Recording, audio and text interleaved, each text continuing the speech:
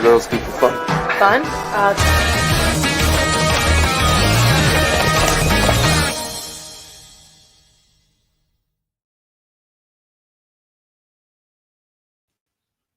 Hello, and welcome to Book Club on Unsafe Space.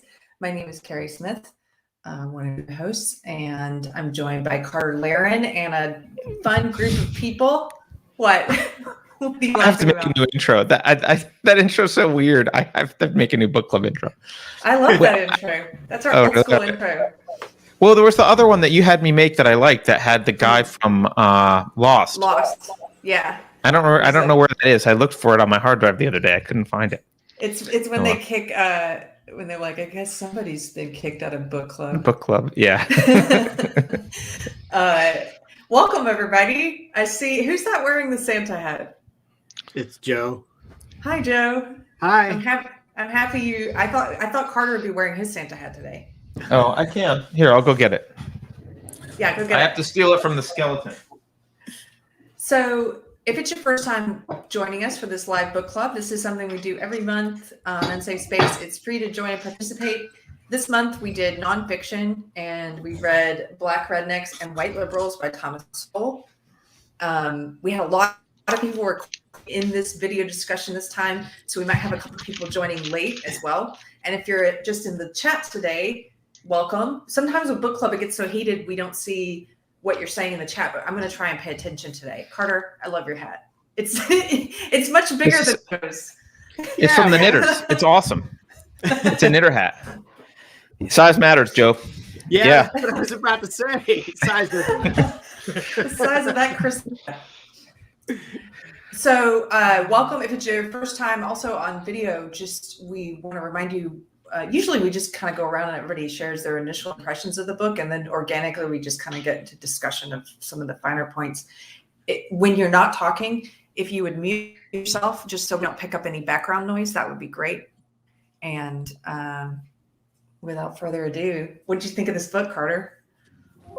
I really enjoyed it. I like Thomas Sowell anyway. So it's not like I went in expecting to not enjoy it, but it was, I'll probably have to read it again because I listened to the audio version, which was great. But there were several times when I was like, I wish I could make a mark in this and like come back to this page and look at this again. The thing I liked most about it was just chock full of facts. It was just the story. So much information I just didn't know. So I liked it. Yeah, I loved it. I didn't realize it was going to be different essays, and that just the first essay was Black Rednecks and White Liberals. And so that was really surprising that he touched on so many different things. And I liked the essay format. He always did a helpful he broke things down so it's easy to follow, even though it's dense with facts. And then at the end, I like it when somebody gives me a summary. It's like, summary, thank you. Just in case you missed any of this, let me underline it for you. What did everybody else think? Alex, I know you have an opinion, so let it out. I loved it so much. This is my second Thomas Sowell book ever, and second one this year, actually. First one was A Conflict of Visions, but this one I loved even more. Like, I like A Conflict of Visions, but this is so good. And I was bugging everybody around me, like, reading parts of it and telling them parts of it, and I posted quotes of it on my Instagram. I was obsessed the whole time, and I did the audiobook and the ebook at the same time, and I would take like screenshots whenever I ran into a part that I was like, this is amazing. And one of the stories I told someone was the one about the steamboat race. And then he told someone else, because it's just such an interesting story, and I thought it was just amazing the whole way through. Any other comments? Did anyone not like it? I liked it. I wasn't blown away by it. I'll tell you a couple reasons. One reason was because, and now let me just say, it's not that I don't believe Thomas Sowell is like not extremely well researched or anything. But I didn't feel the book, like his conclusions, I didn't feel were well evidenced that much. Like it felt like sometimes he could have been cherry picking. I'm not saying that's what he was doing. I understand he was writing a book that he was trying to make it readable by the masses. But I didn't feel like all the evidence he gave was like, you know, it was like so easy to,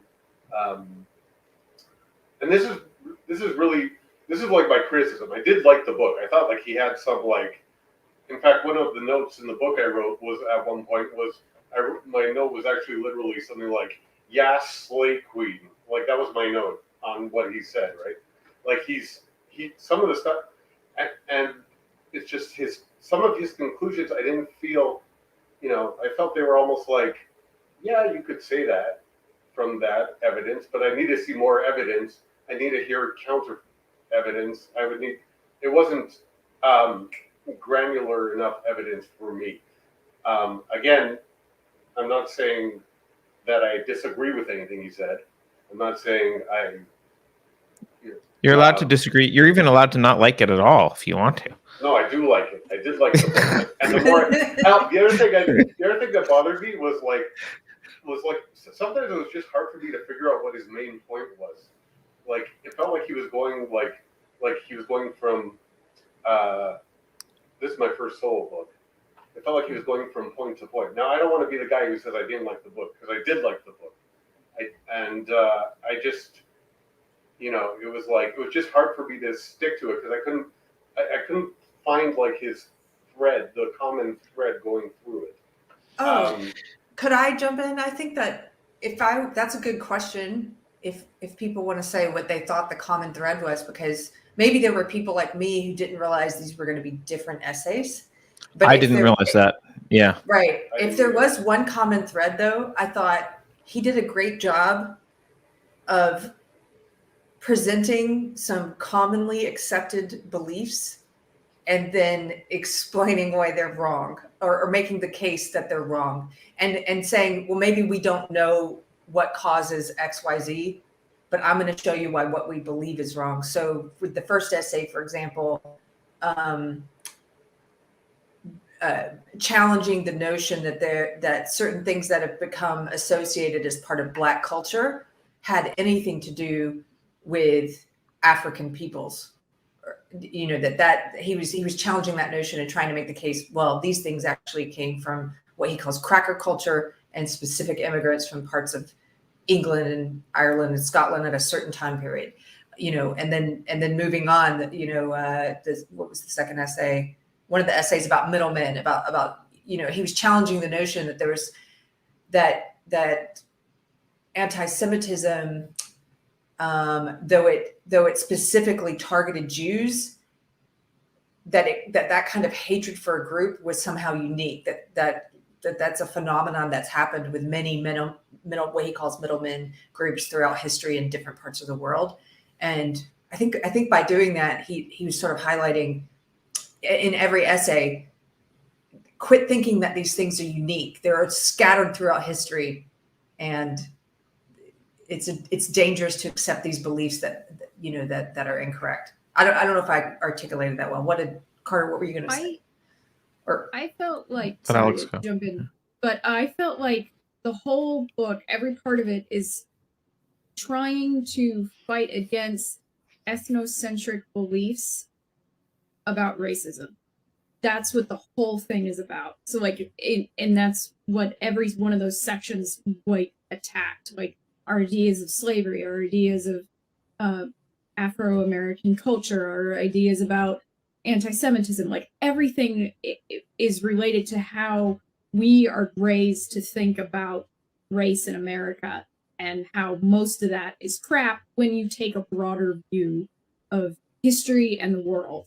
And so I felt like everything, he equated it back to those sections, like including the idea that Germans were worse than everybody else. That wasn't true. That's never been the case. And I feel like this was a very helpful book for understanding how humanity is the same the world over and throughout history, and America's ideas of being weird or specific when it comes to these subjects are just blatantly false. Yeah, I agree. I agree with that. In fact, I really love the chapter on slavery. I thought that was extremely well argued. My problem might be with something like I don't even know. I'm Jewish, so I'm very close to my grandparents are survivors. So I'm fairly well versed in more than most people about the times of them. I thought he got a lot of that right. I thought his main point about how a Hitler can rise in any civilization, like once he said that like sort of tied everything together, and I thought that was very accurate.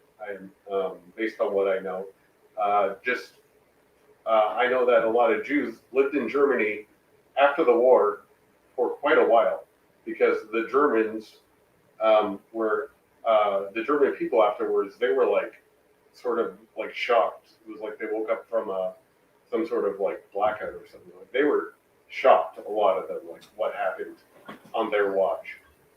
Whereas in some other countries, it wasn't like that, and Jews were still whatever. But I won't get into that because that's off topic. Like when he talks about, I don't know, black education in the Dunbar School and all that stuff, and the black colleges, like I don't know enough about this stuff, right?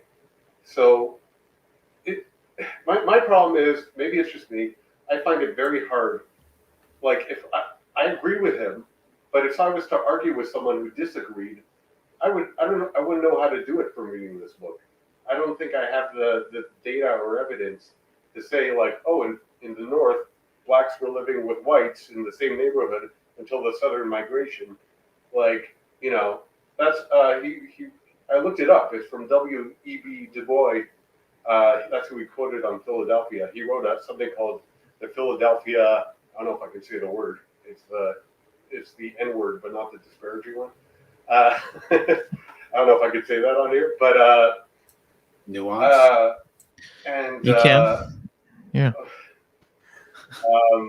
Well, you guys know what it is anyhow. But I'll say it next time. But I mean, I want to look that up, but it's like a 500-page essay by W.E. Du Bois, and I'm like, I'm trying to read this book and make it for book club, so I can't look it up. Anyhow, like, I don't know if I can formulate my thoughts that well, but I'm going to let everyone else speak because I spoke too much already. So go ahead. I don't think you spoke too much. I get your sentiment. I think for me, this book was so chock full of facts or information, I'll just say, that it would have been impossible to really give a thorough argument for any one of the particular things. I think he did a good job on slavery, on challenging the notion or kind of the current narrative of inner city black culture now, and also slavery being the cause of things. And so I think he's definitely provided a lot of information there. But for some of the stuff, like you just mentioned education and even some of the stuff about Germany, like I do think Hitler could rise anywhere. But there's a lot more information there. Like I couldn't make arguments that, oh, we know for certain that this is what's true in black schools and how to do blah, blah, blah. Like I don't know that we know, like that wasn't enough information there, but it was enough information to question current narratives. And I think that's his point. I don't think in many of these cases was to make a conclusive argument for what the truth is with respect to this, but instead to make a conclusive argument that what you think is the truth is incomplete at best and probably wrong.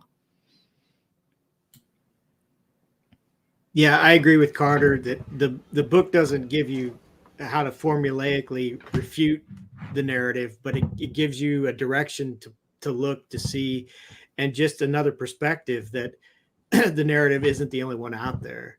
I really enjoyed the book. My first Thomas Sowell book was Basic Economics. I took an undergrad economics class and I didn't understand it. They made it almost hard. And then I read his book, and he just took something that was made so complicated and simplified it down to something I can understand. And I think that's what he does with a lot of these with a lot of his books. He takes complex things and just makes them, like Carter said, facts or information, and makes it accessible to everyone. Hey. Other thoughts from someone else? Yeah, sorry I'm late. I actually got my time mixed up. And I was really eager to hear Carter's opening statements because I always think of the manner in which Thomas Sowell thinks and writes is would be somewhat up your alley. And I was always curious to hear what you thought about any of his books. I don't even know how many of them, if you read them or not. Carter hated this one more than Screwtape Letters. I really like Thomas Sowell. Basic Economics is an awesome book. I recommend that everyone in high school read it.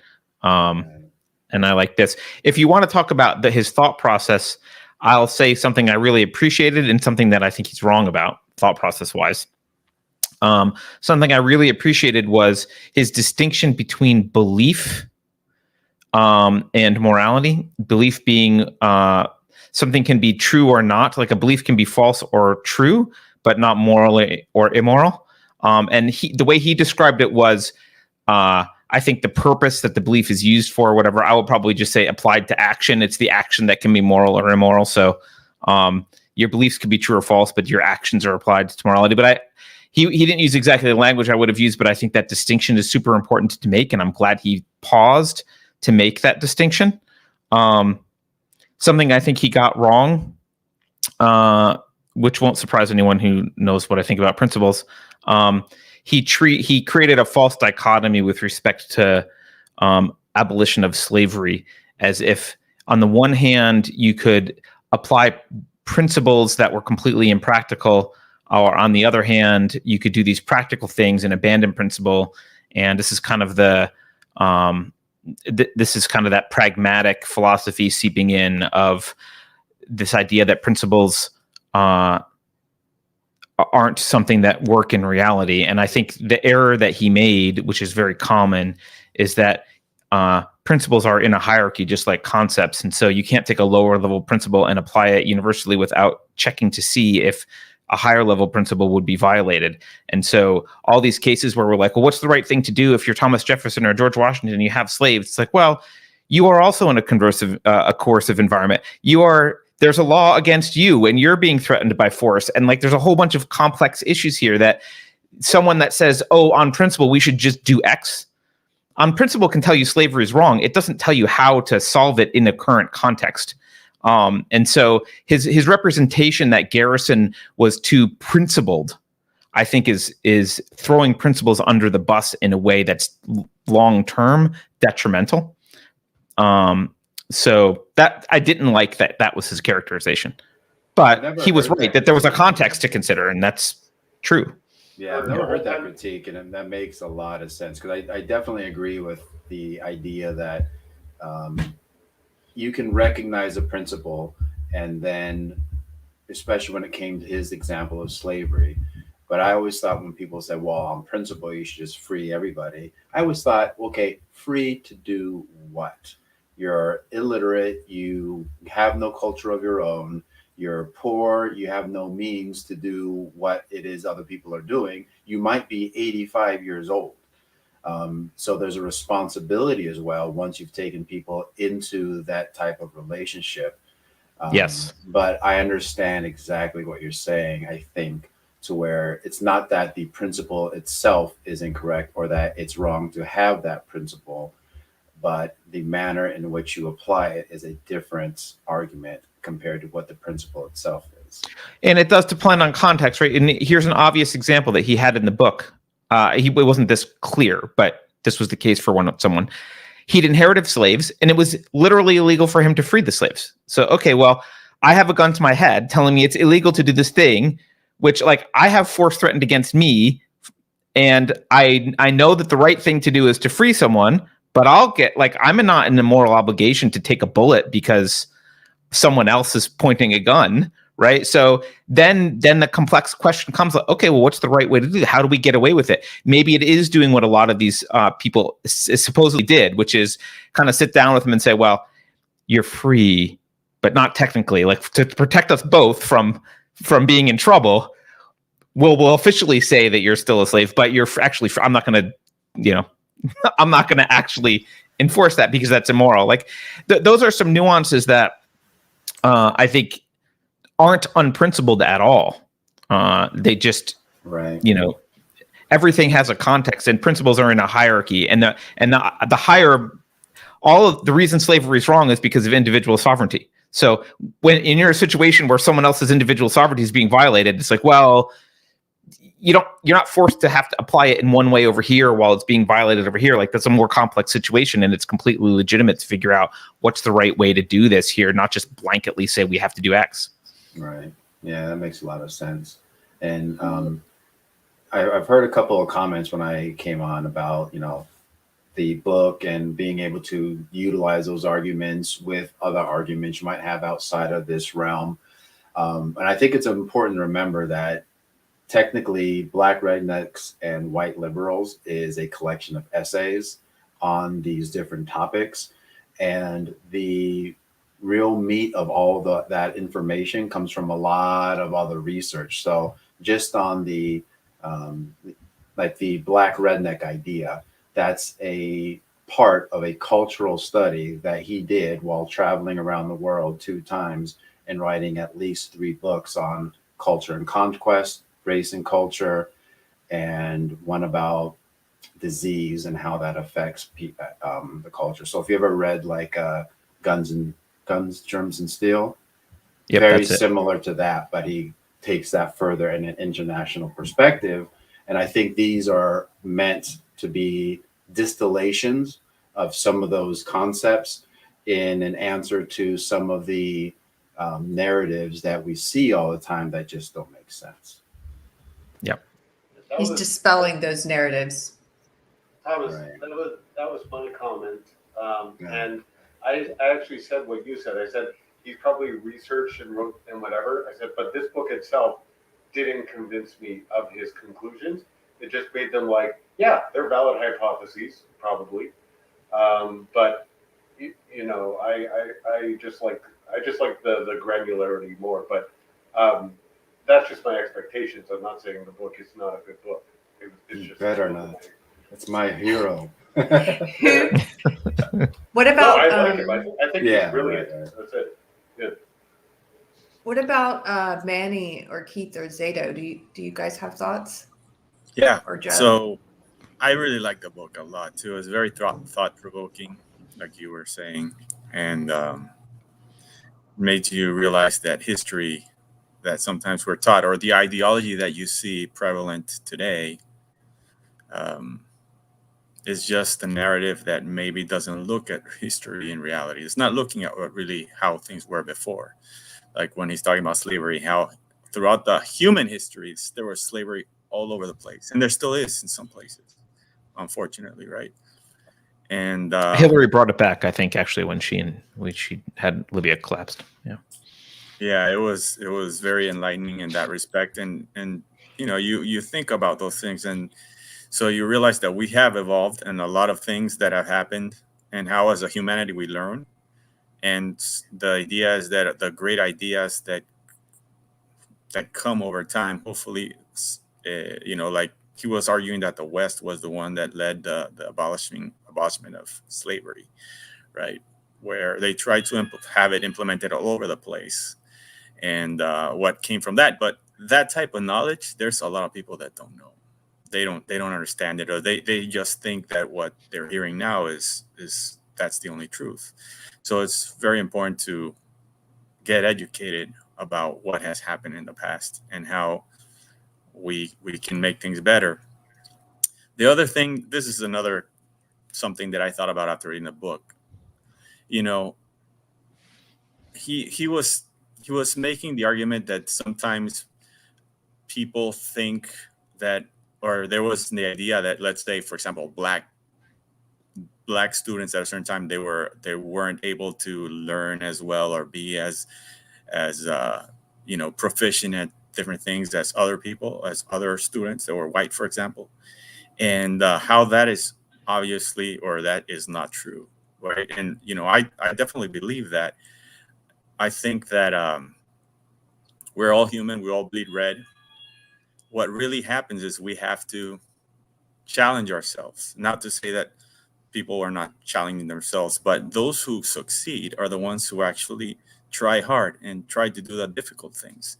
And obviously, there's been times, a lot of times in the past, where some groups of people have had a lot more challenges than others, right? Depending on how you were born, what group you were born as part of. But those who make it and improve their situation is because they really tried. They want to do it, and you see a lot of examples all over the place of that. And I think that's what we should focus on as human beings, right? Because you can see those who excel and do better in life are the ones who actually try. If you start with the idea that you can't because you have some sort of incapability, or you're repressed or whatever it is, then you just sit and don't do anything and don't try as hard, and then you don't advance. But that's sort of a comment and a tangent of some of the things I was thinking after reading that book. Yeah, the black education chapter in particular, you're making me think of that one, and that poem that Dunbar, that was written by Dunbar, who the black school was named for. Keep plugging away, perseverance still is king. Time its sure reward will bring. Work and wait unwearying, keep plugging away. And I think he's right that that sentiment, when anyone shares that today, the idea of pull yourself up by your bootstraps, that's derided. The idea of keep persevering. It's mocked, yeah. It's mocked and it's outright rejected. There seems to be an assault on perseverance and hard work. Yeah, I'm trying harder. It's like the culture, or the hey, everybody gets a trophy award. Like you're not rewarding people for challenging themselves and trying harder, right? It reminded me a little bit of what John F. Kennedy said back then, when he had one of those quotes that said, we choose to do this because it's hard, right? We choose to do this because it's hard. And because it's hard, and if you look at what happened, I mean, we were able to get to the moon at that time because we challenged ourselves that is what we all should do. If you think that you're not able to do something, you're not going to, and then you're not going to try, and then you're never going to be able to do anything, right? So, but yeah, that education one of my favorite parts of that, I think it was in this book, but he's read a couple of articles as well about Dunbar in particular. But at the time that Brown versus the Board of Education, the case was going through, they decided that separate cannot be equal. Maybe 3 or 4 blocks down the street at that time, not only was separate not equal, but separate was actually better, and because the black high school was doing better than most of the white schools in the neighborhood. So you have this courtroom on this street saying that, oh, you can't have separate black high schools because they're inherently less than the white high schools. Well, go 3 blocks down the street right here, and these black kids are scoring higher than a lot of the white kids that while you're trying this case. And then that list of people who came out of Dunbar, who created Dunbar and they came out of Dunbar, it was just amazingly insane. And we just never hear about things. I've never heard anyone else talk about this and lay down so many facts. And that's one of the things I love about reading Thomas Sowell. And it can be hard, like Carter said, it's really dense, because he'll say, okay, it's like going to court where someone says, well, here's my thesis. And Thomas Sowell says, okay, well, let's test that. And then he comes back a week later, and yet he drops a stack of just information that says, well, if that was true, then A, B, and C would be true, but that's not. Here's A through Z, and then 1 through a million of other things that have actually happened that are documented opposite of what you're saying. And I think that's why we don't hear about Thomas Sowell that much, is because, like was said earlier, if you want to challenge what he's saying, it's going to take you 5 years of research just to scratch the surface of the things that he's already put into this pile of facts that are opposite your narrative. You just have to ignore him, pretend he doesn't exist. Yeah, because he's really good at mining reality to show like that bad ideas are bad, right? Instead of just saying this is a bad idea and here's why it's bad on principle, blah blah blah. He does the work to go like, I'm going to go mine for all the examples of why that's wrong. Here they are, and then you've got like this stack, like you're saying. It's like, well, that's no one wants to deal with that. No, but thank God that he's done it for us. Yeah. Well, one of the My things I liked favorite- about it. Oh, sorry. No, go ahead. Just what we were talking about just now is that he tears apart those narratives, but he also gives you new ideas to think about. He doesn't say replace this narrative with this other one, and this is the true narrative. Like he actually gives a couple different possibilities to think about, which I thought was really nice. And it did make me think. I hadn't considered I hadn't heard some of the stuff he was referring to with Dunbar and all the history there, and it was a little bit overwhelming at times. And I did the audio version, so I'm like doing chores and stuff, and often I found I would have to rewind. It's like, oh, wait, what did he just say? And I had to go back and listen to it again because he made some really good points that I'd never heard. So I enjoyed it. Thought it was full of information. Yeah, like that line about a Japanese baby being born and already having grievances against the white baby who was born in the room next to them.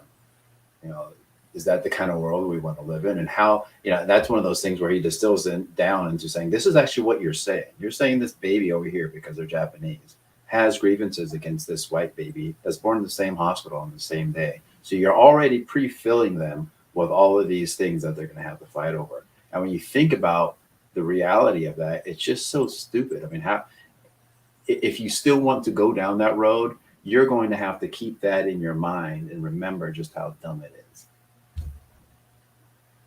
Can we talk about along those lines about going back to that Black education chapter, just how much while reading it, how much I was thinking it's gotten so much worse since he wrote this. And first of all, the condescension towards Black people and Black children. One of his sentences was the quest for esoteric methods of trying to educate Black children proceeds as if such children had never been successfully educated before. Yes.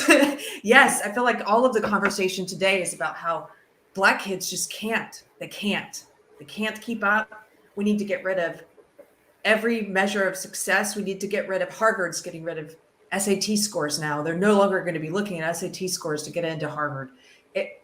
It's just this disgusting, racist, condescending belief that society seems to have accepted.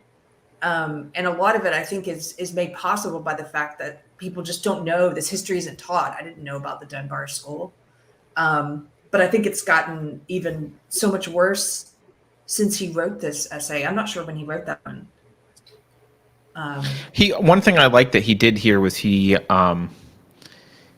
definitely explained, or I'm not saying proved, but he definitely explained and suggested why the false narratives, like who's served by the false narratives and what the purpose of the false narratives is. So that you can see like, oh, why aren't they talking about this? Oh, because it would destroy X, Y, and Z. Like they don't actually care about any of the things they say they're caring about. They're using the Black population in order to achieve some other goal. And it becomes very clear when you understand their unwillingness to engage with some of the stuff that he brings up. Can I just read one of the things I highlighted in the book that I love? I'll take that as a yes. The school taught things like grammar and composition, which are considered passé in educational circles, but it achieved success, which is also passé in too many public schools today. I was like, that was the line where I wrote "Slay Queen." Like I was like, yes. Oh my god. There's a lot like that in that essay. One of the lines I underlined, I'll just read. I don't know what essay it was in. It's in the Black education section, but it says, "Work seems to be the only four-letter word that cannot be used in public today." I love that. It's so true, because they literally get angry at you if you suggest that any part of success has something to do with, or lack of success has something to do with choices that the person not succeeding is making or not making. And I think he did do a good job by citing other examples of blacks from the West Indies, other cultures coming in and succeeding. Thomas is saying, doing this, like, what do you say, Thomas? Guyanese. There you go. Right. Yeah. He's talking about like how it's not. This isn't. This debunks this myth that there's racism is preventing all this, or that poverty is preventing it. Right. Yeah. There's a line he has. I'm not sure if it's here, but something to the effect of, "Why do we study poverty? Poverty is the natural situation of mankind. What we should be studying is success." And after I heard that and it rattled around in my head for a while, I started looking at everything so differently. I think even Jordan Peterson has said something like that, where he says, "Why do we try to figure out why people are anxious and have anxiety? We should be anxious. Things are out there trying to kill us every day. The world's tough. We should be figuring out why people who aren't anxious. So it kind of shifts that whole paradigm into thinking that it's almost, now I'm saying it out loud, it almost seems the opposite of Rousseauian, where people assume that everything should be gentle and soft in the natural sense, where it's like, no, nothing is gentle and soft and easy. The tough part of life and the difficulty is the norm and has been for all of humanity. We just happen to be lucky enough to be living in a time when we find that to be surprising. Oh my God, you had to work hard? Well, why is that? Oh my God, what happened to them? It's like, that's not abnormal. Most of life has always been, one of the stats was like 75% of all children died before the age of 5. That was in the 1700s. I mean, can you imagine that? I mean, we're living in it's the total opposite now. So it really helped to shift my paradigm and how I think about a lot of that stuff. I think he said this. Was it him? But I think it was him that said this broadly about. This was one of his critiques of socialists generally and anti-capitalists, where they were running around saying things like, "Hey, why are these people poor? Why are these people oppressed?" or whatever. And I think it was Thomas Sowell that was like, "What do you mean? Look at history. They're poor and oppressed because that's how people are. They're poor and oppressed. The question is, why do we have this country that's less poor and less oppressed? What the hell did they do? Because that's the aberration. That's the weird thing." Yeah, just like the slavery was the norm, abolishing slavery was the peculiar thing. It's not like America was, there were some things that were peculiar about the way that America did slavery as compared to other places. But slavery as an institution is not what we should be trying to figure out how that happened. We should figure out how we got rid of it, because that's what makes things different, not the fact that it existed. I also, in that slavery chapter, I like that he pointed out, or made the case anyway, that slavery didn't arise from racism, that racism arose from slavery. And after he explained it, I mean, I thought, of course, but then I realized I'd never thought that before. I'd never had that thought before. That I just I think baked into the false narrative about slavery throughout history and in the world. They're selling us many things. Some of those things I've discarded in recent years, like the idea that it's this uniquely Western thing, and that it's that white people are uniquely evil. And those things I've already discarded. But I didn't realize I still had that belief that slavery is born out of racism instead of the other way around.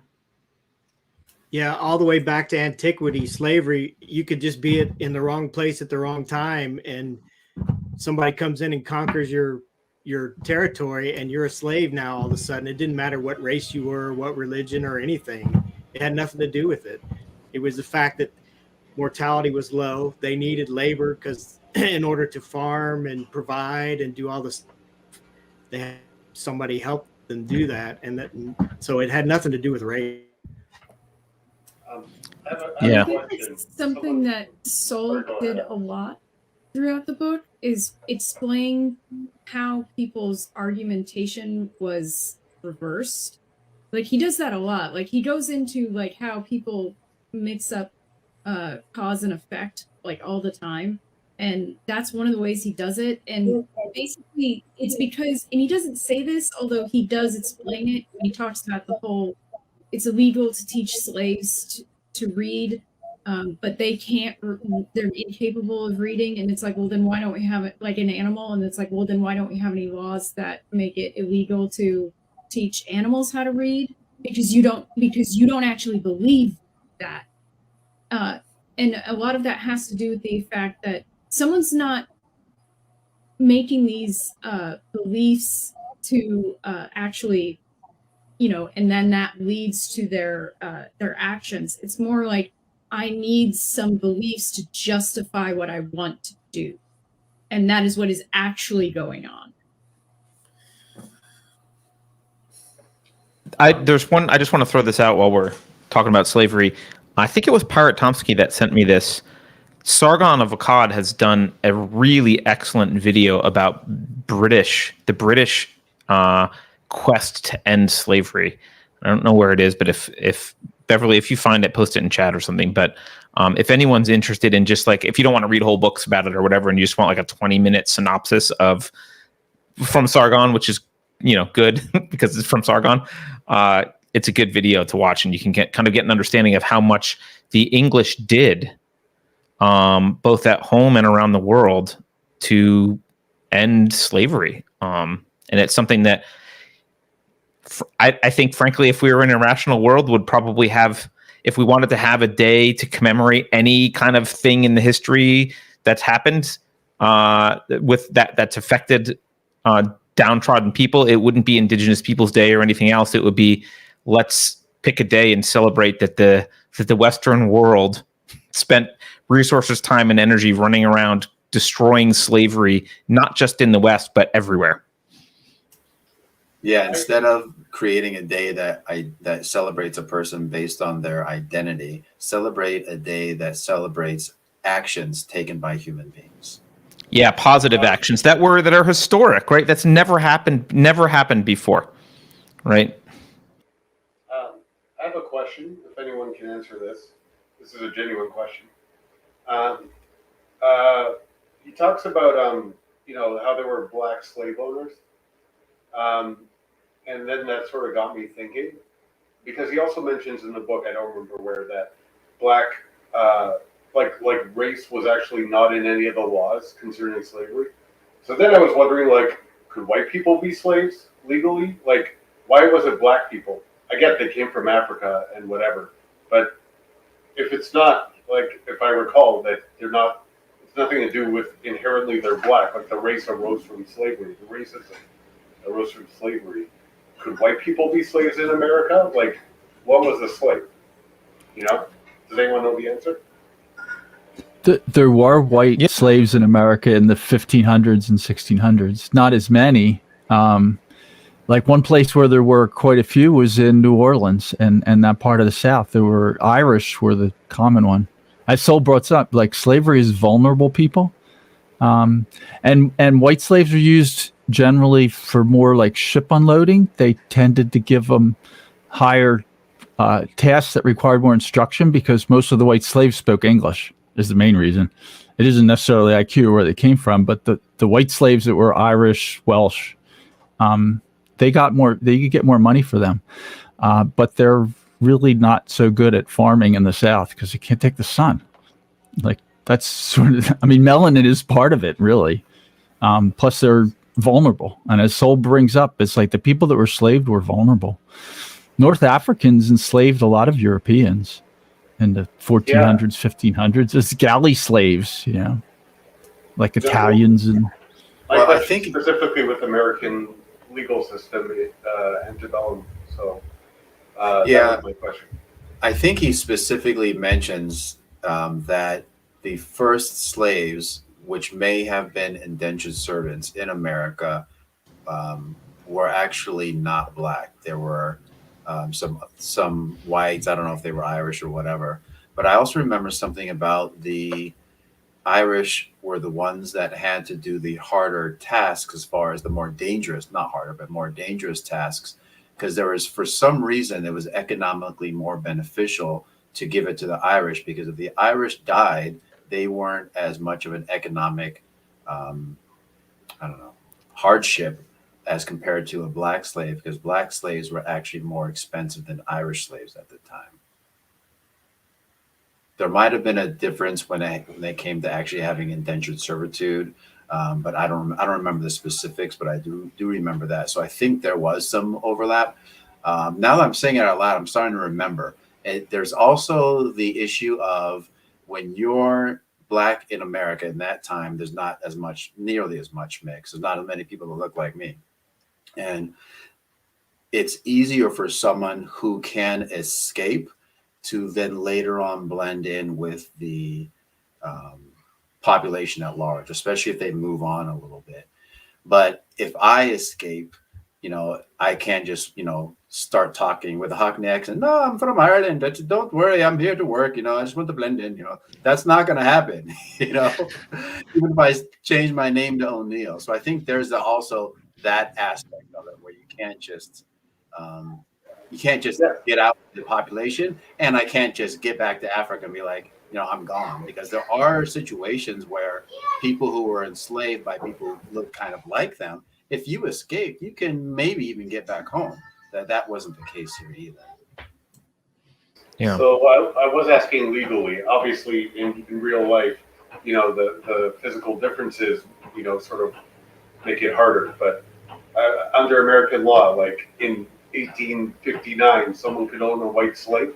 But they're not talking. Maybe. I think it's a great question. I don't know for sure, but I think that the fact that some of those white slaves did exist tells us that it was at least possible. But it's a good question.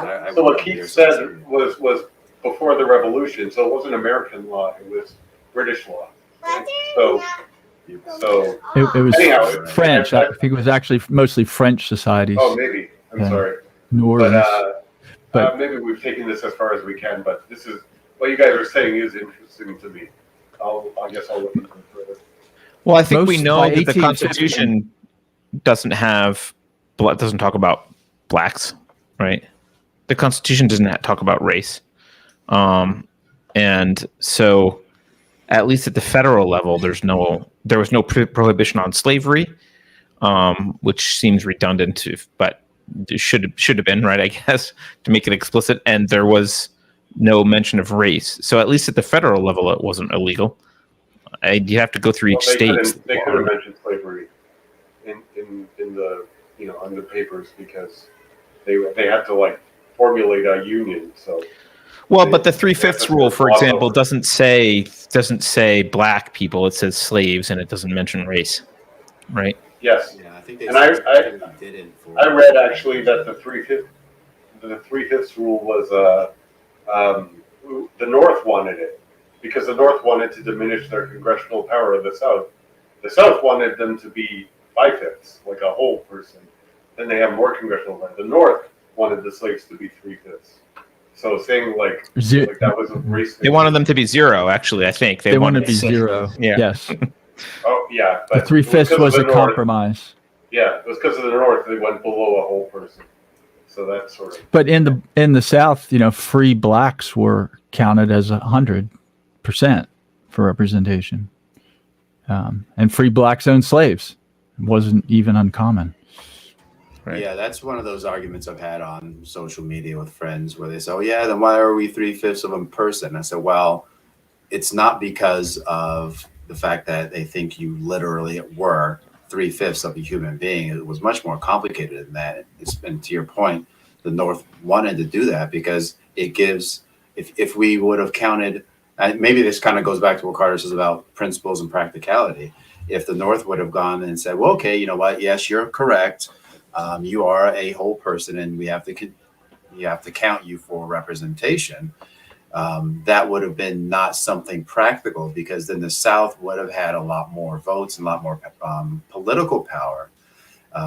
So it's hard to say this out loud, but it's kind of like, you're welcome, because if we would have done that, we might have had a lot more other issues that would have come up that wouldn't have been in the long term beneficial to the goal of abolishing slavery, or keeping the Union together and then abolishing slavery. Because if we didn't keep the Union together, we couldn't have had abolition of slavery. Not that we couldn't have had, but it would have. If it happened, it wouldn't have happened in the way that it did.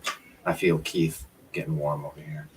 Well, but before Keith jumps on that, I just want to point out something that, like, it's the disconnect here is, I think maybe, I don't know at the time, but you could imagine the North saying, fine, you can count all the slaves, but they're the ones who get to vote.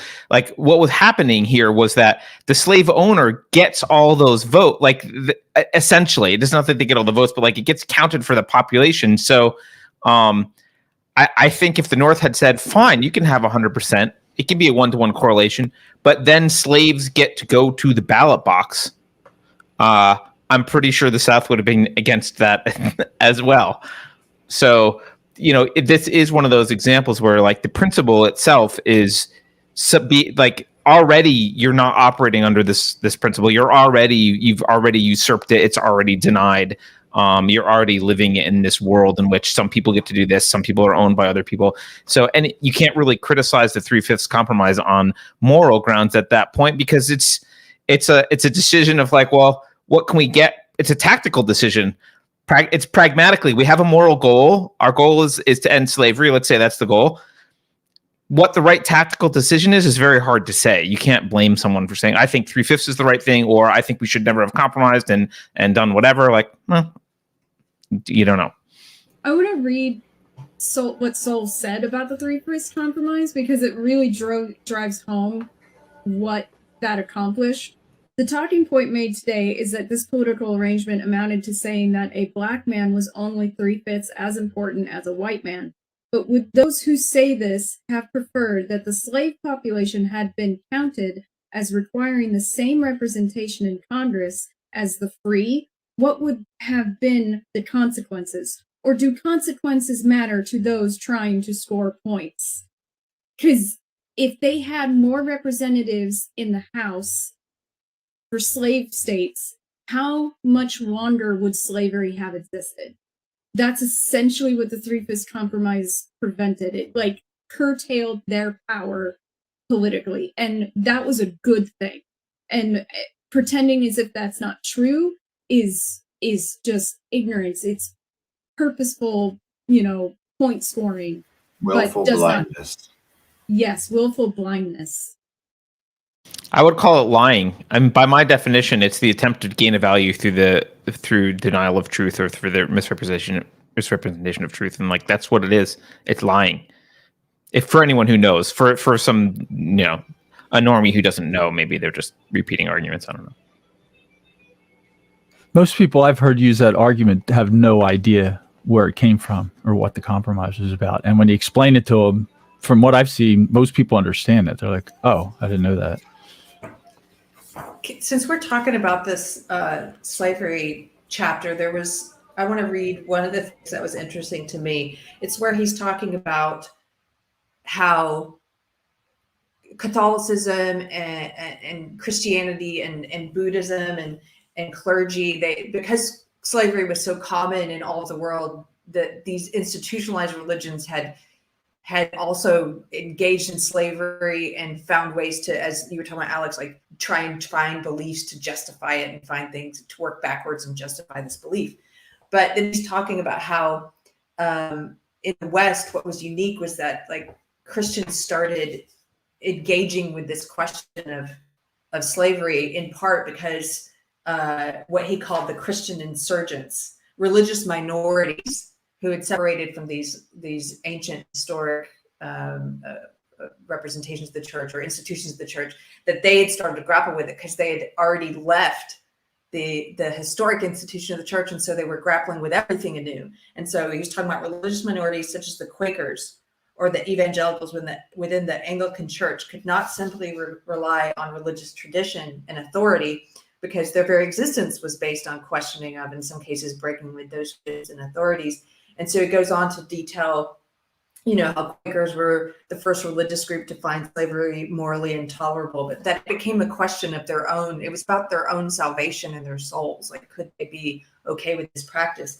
And this was the funny thing I wanted to read, if I can find it. It was basically, I lost it because he said it earlier, but he basically said some of the earliest abolitionists, some of the first people to push back for abolition, some of them were religious conservatives.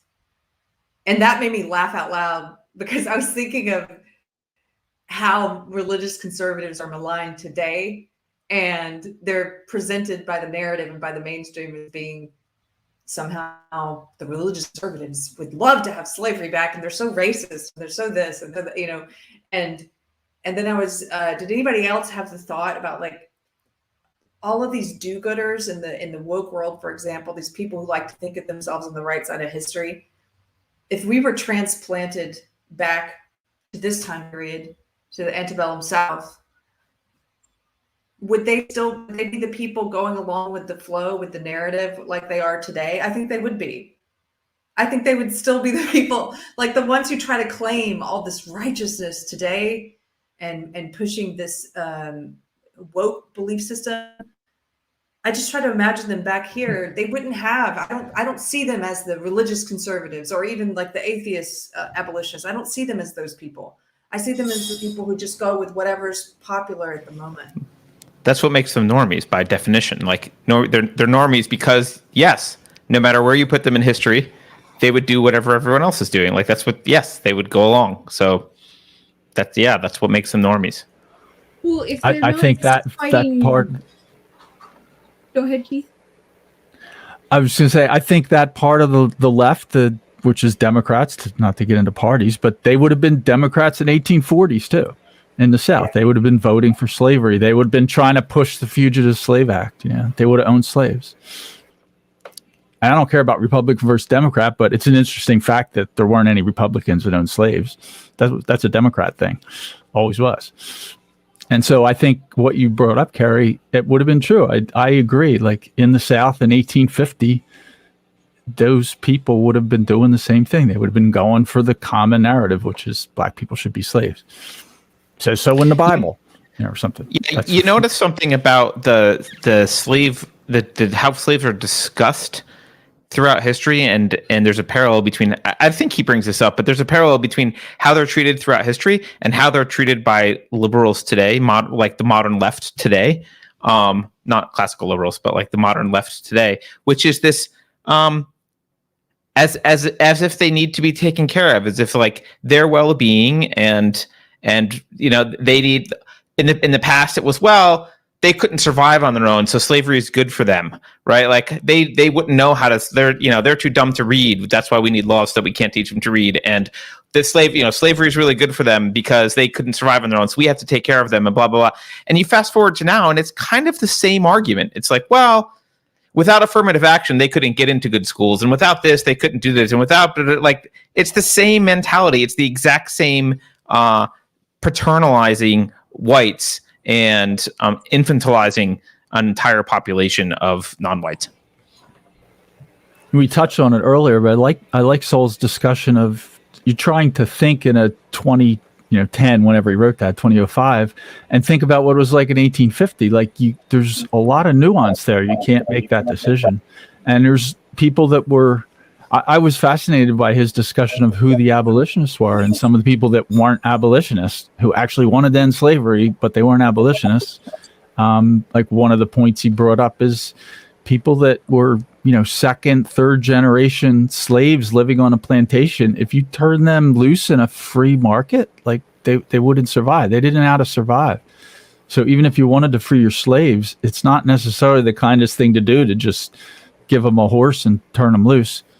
That reminds me. I just want to say quickly that I think there's a little more nuance there. Based on what Sowell said about abolitionists, I was actually, I found it very interesting. A lot of the anti-abolitionists were also anti-slavery.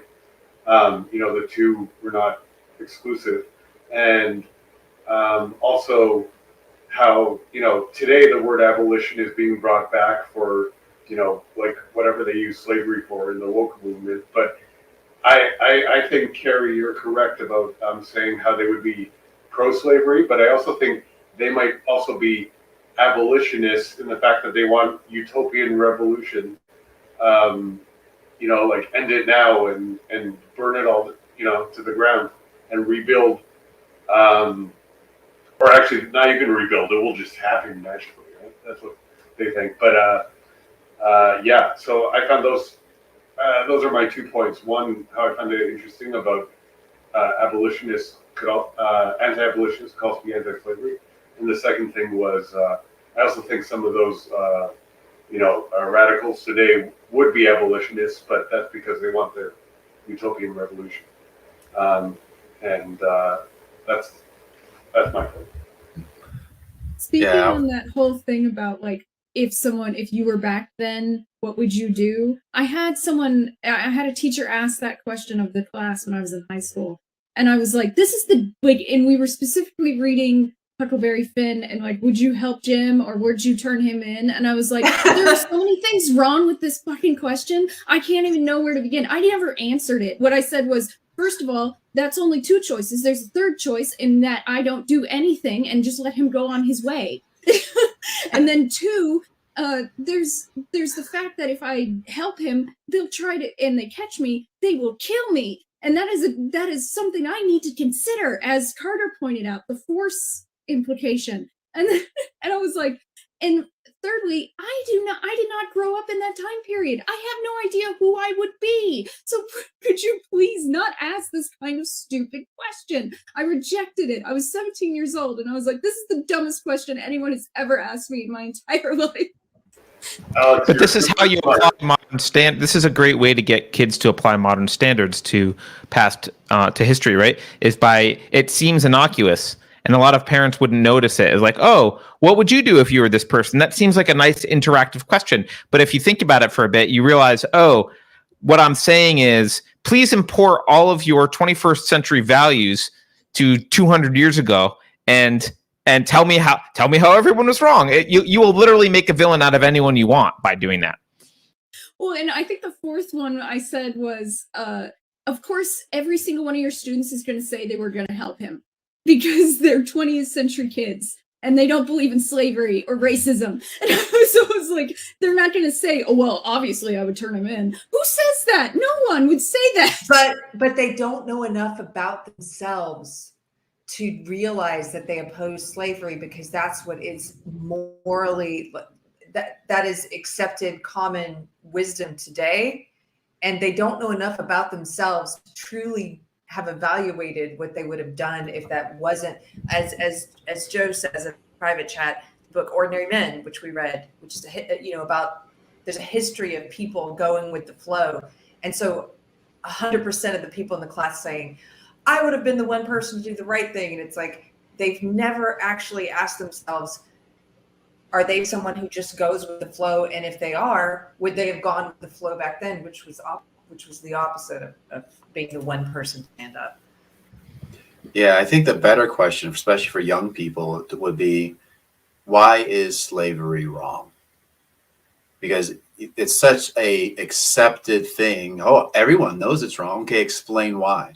Because when you start making someone explain why it's wrong, then they have to start laying down some principles and understand why, and then ask them where those principles came from. Why do you think those things are, and start getting them a foundation.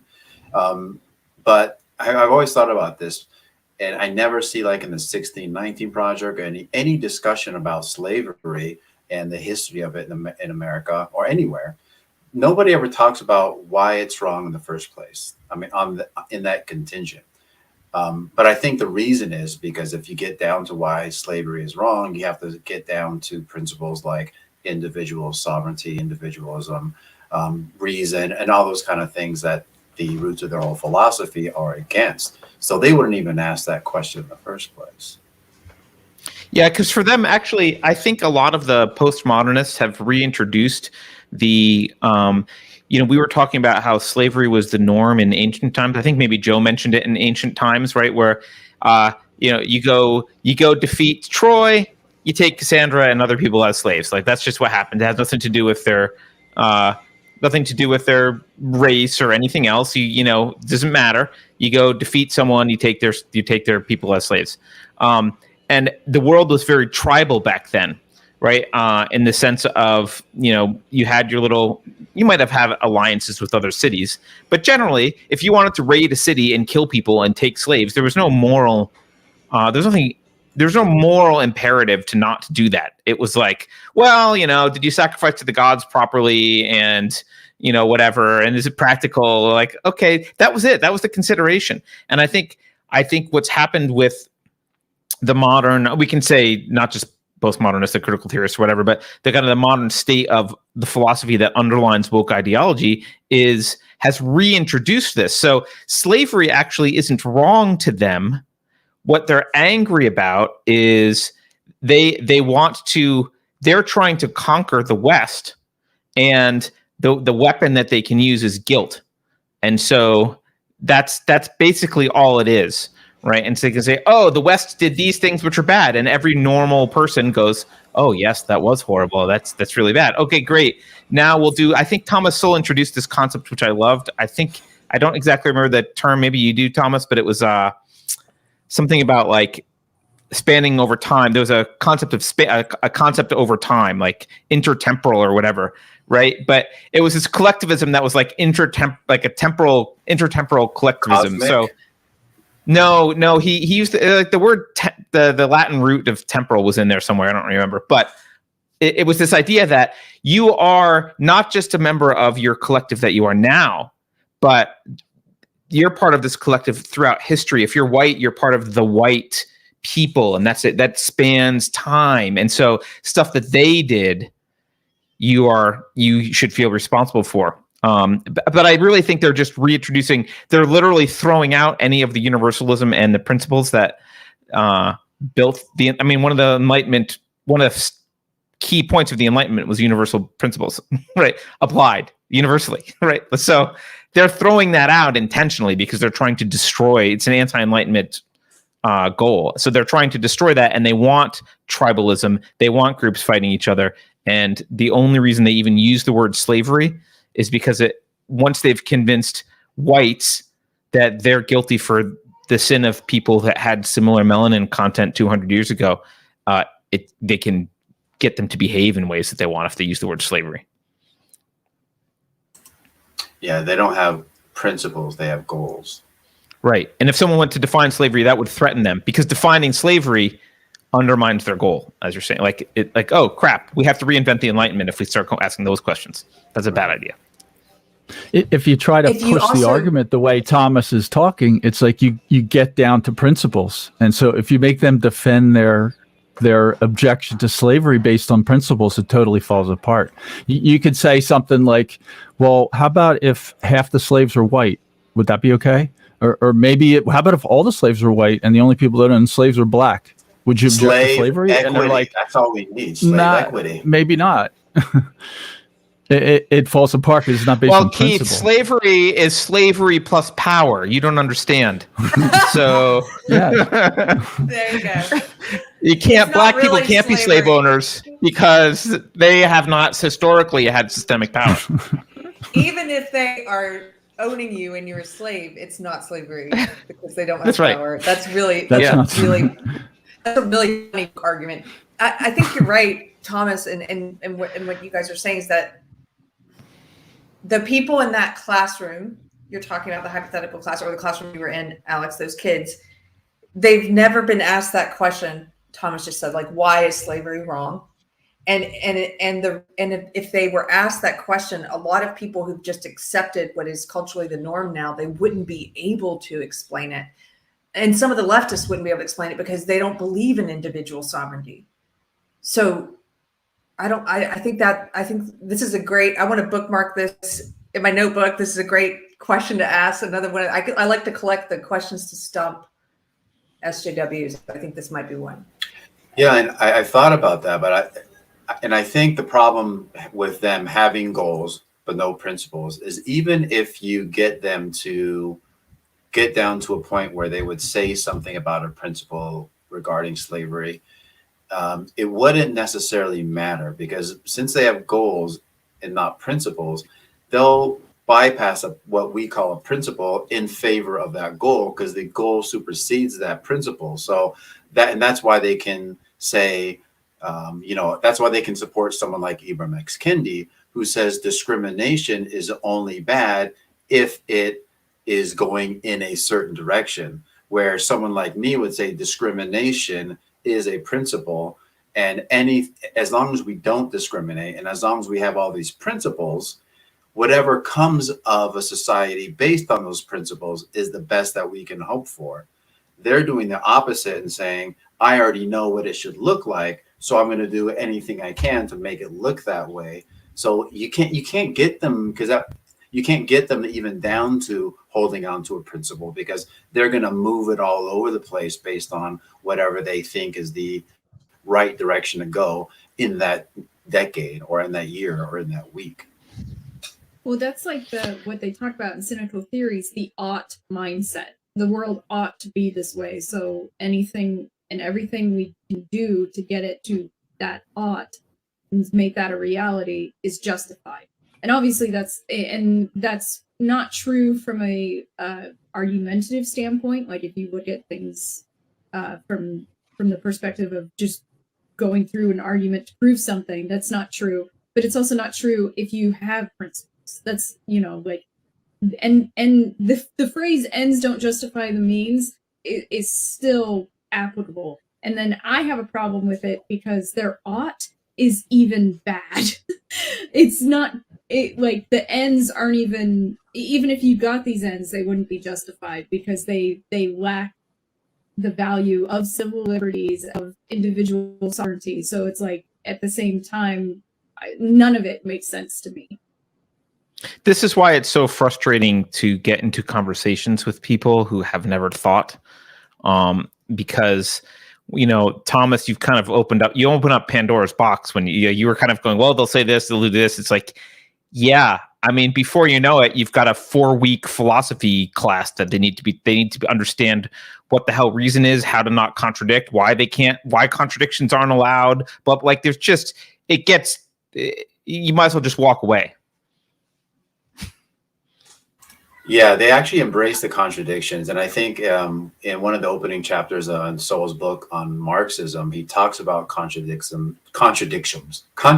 in Marxism and how that's something that they actually embrace. And I don't remember exactly how it works. And I've heard that other places where the contradictions in themselves are part of their belief system.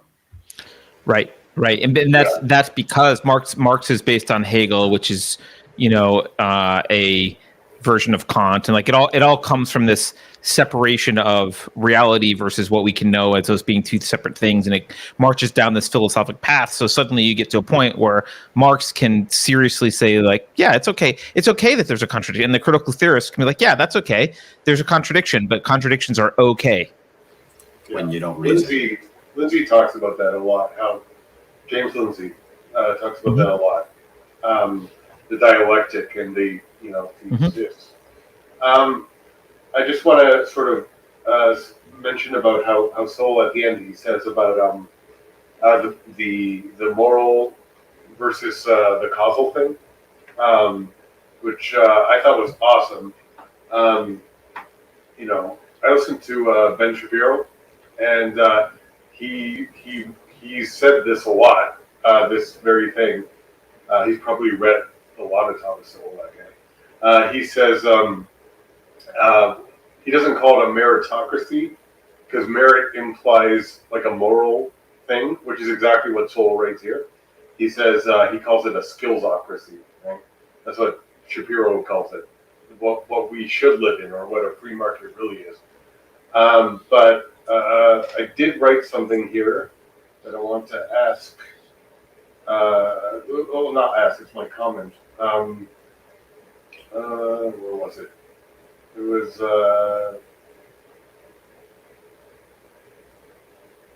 Sorry, I don't need to. Here I it mean, is. we're not. Okay, go ahead. Sorry. I found it. Yeah, that's right. My quote was, it's on the where he writes, "Nor is what is given likely to equal what the recipients could have created for themselves if the sources of productivity had been shared rather than the fruits." Right? Like teach them, Yes. and not just that, but the learning process. That's like sort of like the teach a man to fish thing. I wrote. I'm not a poet, but I wrote, knowledge is like a flame that grows stronger as it is shared. One's property, in the free market sense, the Enlightenment sense, one's property is material, and any material grows weaker the wider it is distributed. So that's like my little stab at poetry. But no, I like that. In fact, I'm gonna expand on that. I think knowledge is the flame, and the material is the wood is the product in some weird way. It's like an inverse flame, right? Because that sharing the material, you get less and less. If you share your wood, you actually get less and less. But if you share your flame, that can increase exponentially. It's kind of an inverse analogy because that's the opposite of how wood and flames work. It could increase infinitely, not exponentially. Yeah, sorry, did I say exponentially? I meant infinitely. Yeah. I like that about his point as well. That again, though, you got to keep in mind that a lot of these people, they are. This is the ultimate value inversion and the ultimate principle inversion. They've inverted their political principles above any more fundamental philosophical ideas, and their political principles involve redistribution of wealth, and equality in that kind of outcome-based sense. And so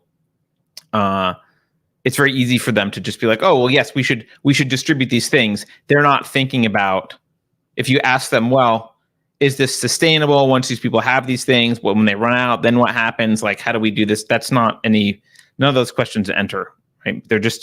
They take a snapshot of the world as it is today and fantasize about how rearranging objects in the world would make everyone equal.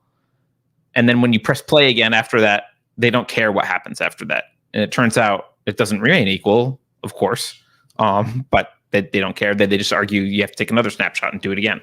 Karl Marx didn't care what happens after that. Right. He didn't care. To me, it's like a really good equation to a movie that they probably all like and probably even agree with the villain in is Thanos and the Snap. Like, if you look at how population works, that makes no sense. Like, rationally, nothing about his idea made sense. And the idea that, oh, this one snap is going to fix it forever. It's like, no, that's not how things work. And it's almost the same idea. Like, it's as flawed, the idea that, oh, we get there once and that's it. Right. Because humans aren't static.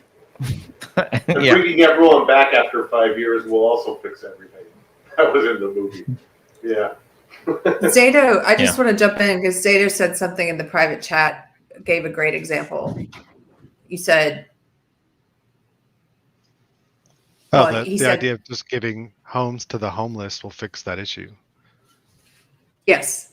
Right. That's a great illustration of, I think, what everyone's talking about. Right. It's just giving a fruit. Student loan forgiveness. That's a Band-Aid to actual real serious problems that, they need to solve. But instead they were just, well, we'll just slap a Band-Aid on it for now, forgive everyone's student loans for now, but not solve any of the things that led to such a huge chunk of the population having so much debt. Yeah, it's also the right, same problem thing isn't... in the education chapter. It's also the same thing in the education chapter where they're lowering standards and saying he has a specific passage on this. It's like, instead of addressing the reason why Black students don't have the same test scores and figuring out why that is and correcting it, it's saying, okay, well, let's just continue this into college. Let's just get rid of the entrance requirements and then have you in college where, again, we gave you a fish, we didn't teach you how to fish. And so you're just perpetuating the problem over and over. It's a form of anti-intellectualism because it looks at the results and says that the problem is the results, not the problem is that you're not getting the results, right? So, like, if you look at the academic issue, like the problem isn't low test scores. It's that people are not getting high test scores. Like they're not doing something. Something's wrong with what they're doing because they're not getting the result. It's not the result that's wrong. It's the behavior that's wrong. And the behavior is discouraged. If you start to excel and do well, then your peers start to attack you and make fun of you for trying to emulate a different type of person. So it's perpetuated. And you see this with lottery winners all the time. Often, almost always, lottery winners go back to being destitute very quickly.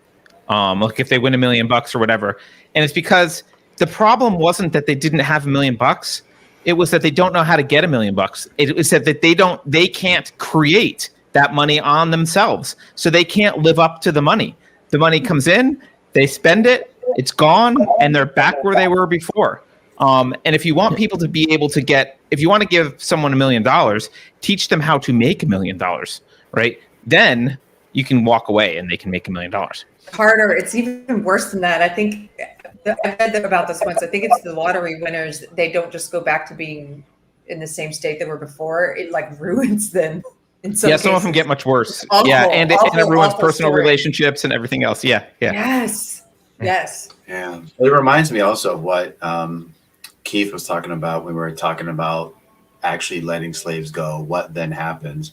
And that can be a tough thing to talk about because when you say something like, well, just let them be free based on principle, and you say free to do what? Oh, what, you think they can't take care of themselves? You think they're just ignorant, they're dumb, they're this, that, the other. So it's hard to bring about that argument. And it's similar to saying, okay, well, why don't you just give people money? Oh, what do you think is going to happen when you give them money? They're going to spend it. They're going to waste it. Oh, so you don't think they're capable of this because they're lower than you. But it always reminds me of something Booker T. Washington said in his book, I think it's Up From Slavery, is he was a little boy when slavery was abolished. So he's on a plantation. Some man comes to his plantation and gathers up all the slaves and reads something from a piece of paper. And he, in retrospect, says, oh, it was probably the Emancipation Proclamation. And everyone was so jubilant. They were so happy. All of his aunts and uncles and other slaves that were now free, they were so excited. And they go back into their bunkhouse and they're just overjoyed with this declaration. But he says within hours, all of that happiness started to wane away. And it was like a dark cloud came over them.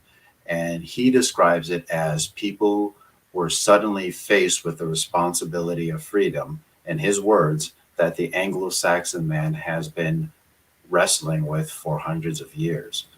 And I think that's what ends up happening is just like the lottery winners, it's not necessarily that you need to just give people something. You need to help them develop the human capital to be able to do it themselves.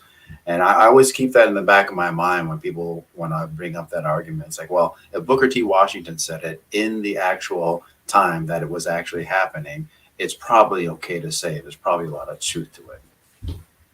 Yeah. The quip, like you can't cure poverty by giving poor people money. That doesn't cure poverty. If anything, it makes it worse. Same thing with the homes. It's Zotto brought up. If you give homeless people homes, what does that do? It encourages more people to be homeless. So if you want to increase homelessness, give homeless people homes. That's economics 101. It's a real life. You see it everywhere. What you're saying, Thomas and Keith. But for example, look at like zoos, right? When you have wild animals that are raised in a zoo and they don't learn how to live like they would in the wild, you can't just let them loose because you've always given them everything, so they don't know how to live, right? And by then it's probably very hard for them to do anything. So it's not to say that as humans we can't do that. Obviously we have to help people improve themselves. It's our responsibility, especially if we cause them to have that issue. Yeah. Thank you for bringing that up, Thomas. That was the point I was going to make about the context, right? If you had slaves and you realize later that it's immoral, you have to also realize that the damage you did by taking responsibility away from them is your damage to fix, right? So you can't just be like, oh, you're free now. I mean, I guess that's better than saying you're continuing to be my slave, but you have to understand, like, yeah, but you did damage. How do you fix that damage, right? And it's like, oh, well, maybe you have to say, okay, well, we're gonna do some education. You're free, but I'm gonna give you also this free education and lodging for a while so that you understand how to go out in the world, and I'm gonna help you because I took that away from you. You would have learned that, earlier in life, and I took it away from you, and now here you are, unable to walk in the world. If anyone saw the movie Room with everyone's favorite actress, Brie Larson, she played this woman who was she was kidnapped at 17. And in the movie, she's 24. She has a 5-year-old son. Lives in this room. The son's never left the room. So she's been with the guy for like 7 years or something. It was actually a very good movie. And then in the middle of the movie, she escapes. And she goes back to her family, and the guy's arrested. And then, like, not long after she escapes, she tries to commit suicide, right? So it's like the first half of the movie, you're like, if she could only get free. But then when she's free, she needs serious therapy and serious help. So it's not enough to just free her, it's not like you free her and it's happily ever after. And that's what I liked about the movie. It showed, hey, people in traumatic and terrible situations, they need that. It does a lot more damage than just while they're locked up or while they're enslaved or while whatever. So, it's very true.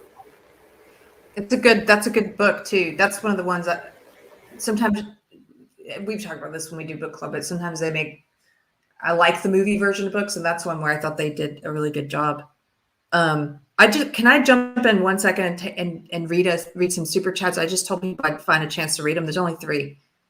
I'll fight you naked. Slavery was incompatible with the founding values of the country. People had to pretend that blacks were not really human. Racism is an excuse, not a reason.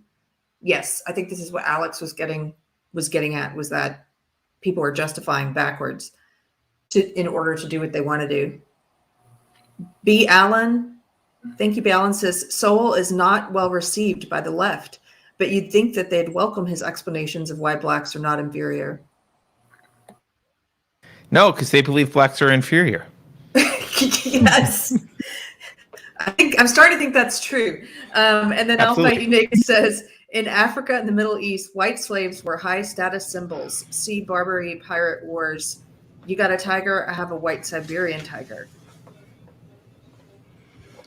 Yeah, Sowell brought that up when he talked about worldwide slavery and like what slaves were in the Middle East. So, like in the Persian Empire, a lot of the slaves were women. They didn't use them for farming. Sowell talked about a little bit, and European women were a little more valuable than African women, and that's just how it was. They were vulnerable people. It wasn't based on race. And if you start talking with the people that want to do the black-white racism thing as the basis of slavery, and now you bring up, okay, now we're talking about Persians and Europeans, and the Persians are slaving European girls. And I'm not using girls as slang for adult women. Like that debunks the whole thing. Like, and there were more slaves there than in Georgia, right? Yeah, where did the word slave come from?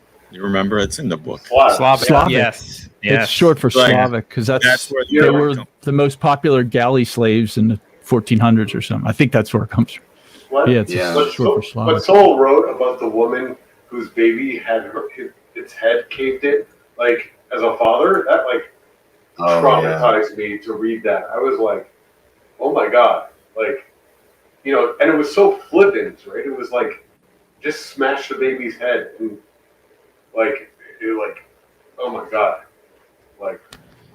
Yeah, it's So hard to read about some of the brutality of even recently. I mean, there's some that still goes on in certain parts of the world today, but I mean, how widespread the brutality was, even just a few hundred years ago, like everywhere. The stuff There's another one right around that spot. There's another one where I think he talks about a woman who couldn't keep up and carry both things, and one of the guys just took her baby and threw it on the rocks and killed it like in front of her because she couldn't carry the baby and other stuff. It's just we forget how brutal we have been to each other and how brutal life is to us. It's It very has been. easy to use a leftist term, to other people, and the idea of individualism is so important. Like, so you don't smash babies on the ground. Like, Right. it's amazing that needs to be said. It pisses me off. It wasn't as obvious then, or they were looking at the force. So the British were going to commit force against the slave traders, right? If they got caught, they might be hung. So they kill a baby, and they're killing a baby of some group that has no power, well, not much value to them. And they talk about the marching across the desert, to ship to the Persian states and the Arab areas that had slavery, and 1 out of 3 or 4 made it alive. Yeah, and the Just left fact them. that most Africans enslaved in Africa remained in Africa as slaves. That really shifted my thinking on the numbers there. And another thing that he talked about is a good question to ask is, and I think this is in reference to people talk about, oh, well, yeah, sure, everyone had slaves. But what happened in America was so much worse. And they have different names for it. They call it chattel slavery compared to everything else, where they try to create this dynamic where, oh, yeah, even though everyone had slaves, America was worse because of A, B, and C. I don't know if he explicitly asked this question, but it was almost as if he said, okay, if America was so much worse than those other places, not to justify race, not to justify slavery at all. But then you have to ask, where are all those African slaves that were exported to other places? Where is the Black community in the Middle East? Where is the Black community anywhere else outside of the United States? So the only place that I see all these exported slaves that still are around today and actually survived in the long run is the United States. So that's another thing that's a bit peculiar. So if we treated everyone so, if you're trying to create that dichotomy, I think that's another good question to ask of somebody that's trying to do so. I agree with you, Thomas. But there's also this. One other. I agree with you. There's also this just kind of eye roll reaction that I have to that, which is like, really, we're going to quibble about levels of slavery now? Like that's your argument is going to be we're going to quibble about levels of slavery? That's hard for me to do. I'd say there are no Black people in the Middle East, so there was no slavery there. What are you talking about?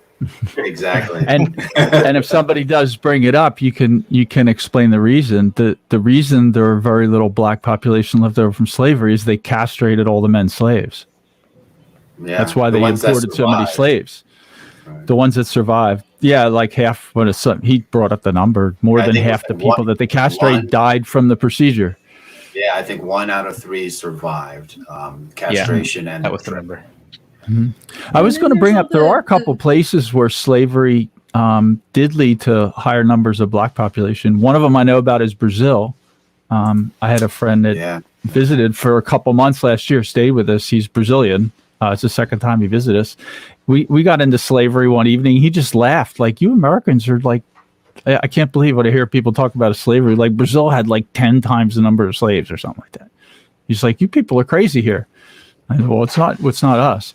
But Brazil has large, very integrated Black and white population, a lot of mixed race and higher percentage Black than the U.S. that's left over from slavery. Sowell mentions Brazil. What? Yeah. Sowell mentions Brazil. Sowell did. Yeah.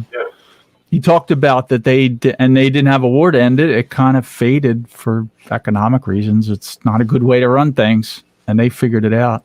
Another place I've been to a bunch of times, Bahamas and the Caribbean, is high Black population. Haiti, Dominican Republic. That's true. There, Jamaica. There are a couple that I know of, but yeah, the Middle East, it's a bad reason, but that is actually the reason. Yep. Well, there were. Oh, sorry. I would say there was something else that I thought that was really important in the book. A theme that he brought up was the middleman. What was it called? The middleman minority, and that whole pattern with not only the Jews, but I think it was the Chinese boat people. There were the Gujarati in Africa, and this whole dynamic of what happens to people who choose certain types of jobs, whether they're merchants or exchanging money or gaining wealth without producing anything. I think that was a really interesting part and really help open up my eyes to what those patterns are like with all these different peoples all over the world. And we see it with a lot of the, especially being in LA, Korean shop owners in Los Angeles. That was that tension between Koreans and blacks in Los Angeles. It really opened my eyes to how that same pattern happens everywhere. And it's almost like predicting the future because you can see it happening right now. Yeah, thank you for bringing that up. That was one of my favorite eye-opening parts as well, Thomas. I'm glad he expounded upon that. And I don't know how everyone else felt about it, but I came away feeling a little bit depressed about the human race because I was like, oh, man, they're just... So basically, every group is stupid enough to blame the middleman and then murder them or like mistreat them in some way because they're idiots. Like every group, no matter where they are, they're idiots and they don't get the middleman and use him as a scapegoat every time. That's pretty depressing. Well, I can tell you, as a Jewish person, as a white Jewish person, that white passing. Yeah, white passing. Yeah, that's right. The alt-right doesn't accept me as white, but do that as it may. The Jews became like tax collectors at first because they weren't allowed to do anything else. They weren't allowed to own property, and so they were forced to be the tax collectors because no one else wanted to be the tax collectors because everyone hated the tax collectors. So, and then they became like money changers and stuff from that. So that's a bit of history. There's no point there. That's just.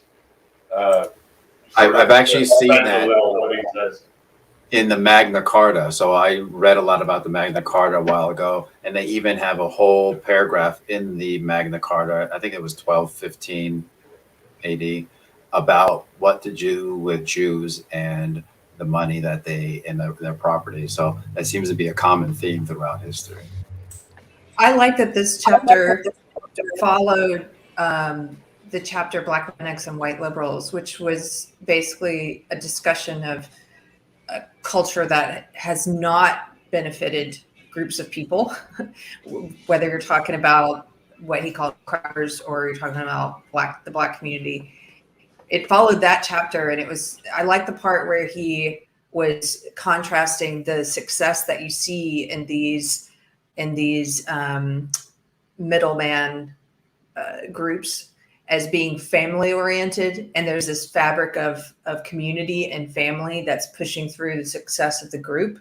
And yes, I saw that when I lived in LA, Thomas. I saw that in the Korean community. They would loan money to one another. If you needed something, you would find it within the community rather than going to outside sources. And he contrasted that with, he said, you look at other cultures. For example, he said a lot of the success that we've seen in Irish Americans in the 1700s, and then with Black Americans or Irish Americans in the 1800s and Black Americans in the 1900s were individual successes. So they would excel in like sports or music or some type of entertainment, but it wasn't really this closely knit community or family type of success.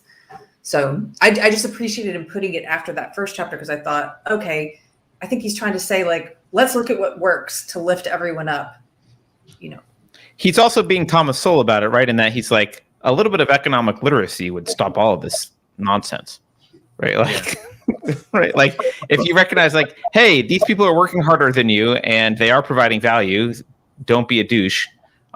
then like you wouldn't be vulnerable to accusations from, because remember he talked about how it goes. There's the middleman and there's the masses and the elite end up, when the masses start getting upset, it's the elite throw the middleman under the bus, right? Yes. Because the masses have no economic literacy. They don't understand why the middleman does better than they're doing. Well, the thing that really bothers me about that is the accusation that they bring nothing to the table. And it's like, clearly they do, because the access to goods that they increase is insane. And that is a social good. And they bring down prices because of competition and everything. It's like the accusation that they're not contributing is just so horrible to me, because it's like, just because it's not something you can directly see. But honestly, every time a middleman minority first comes in, I feel like they make a society better. Like, well, they do. That's why they make money. Yeah. Like, Exactly. You wouldn't pay them if it wasn't better. Yeah. He brought this up. Oh, just quickly, he brought this up in the following chapter too, the Germans in History chapter, when he said, moreover, it's not usually the masses of the people who most resent the more productive people in their midst. More commonly, it's the intelligentsia who may, with sufficiently sustained effort, spread their own resentment to others, like to the masses. And it was like a callback to that chapter about all you need is this minority of elite to throw that middleman minority under the bus to masses. And that was exactly what was illustrated in the Holodomor, or in the Ukraine in World War II, where blame the kulaks and then get rid of them, and then nobody knew how to farm. So then they starved worse. Yeah, I think he gave some other examples in Eastern Europe of like kicking Jews out and then things going horribly after that. I don't remember the other examples, but yeah. So like, who will make our shoes? Like after they kicked out. Yeah, who will make our shoes? Yeah, who will make our shoes? That beforehand, it's like, oh shit. Yeah, should have thought. That happened in Zimbabwe after Mugabe. He gave all the farms to his friends, and then they couldn't make anything. I think that's happening in South Africa a little bit right now too, right? The classic South Africa. Yeah, there was something like 25,000 farms when Mandela took over. Now there's like 2,000 left, and there's no food. And they turn the farms over to people that know nothing about farming. And the reason that the Dutch farms took off in South Africa is because it's a very difficult place to farm. And yeah, they do. It's another. You hear other stories, like I hear one about, like, it's a common thing. They burn the trains. Like, people have these riots and they burn the railroads and burn the trains. Then Monday morning they're standing and they have this big protest because there's no trains. They want to go to work. They need money. Like, where's the train? Well, the government should get new trains soon when the trains can't bring it. When it comes to the whole giving the farms to the ethnic group, or the in-group you want to give it to, it's the same thing that he talks about in the education section, where it's like, well, we have to have representation. And he never uses that word, but that's the basic of the argument. Like, we have to have our group in charge of it. Well, then we'll benefit. And it's like, or you suck at it and then no one benefits. And that's a bad reason to give it to someone. And we see the reality of that so often, that people give it to someone just because of some happenstance genetic factor, and then but not based on merit, and then everything gets worse. And that's true in education, that's true in the farming, that's true in any kind of economic system. It doesn't matter. If you give it to someone who doesn't know what they're doing just because of who they happen to be, it's not going to improve anything.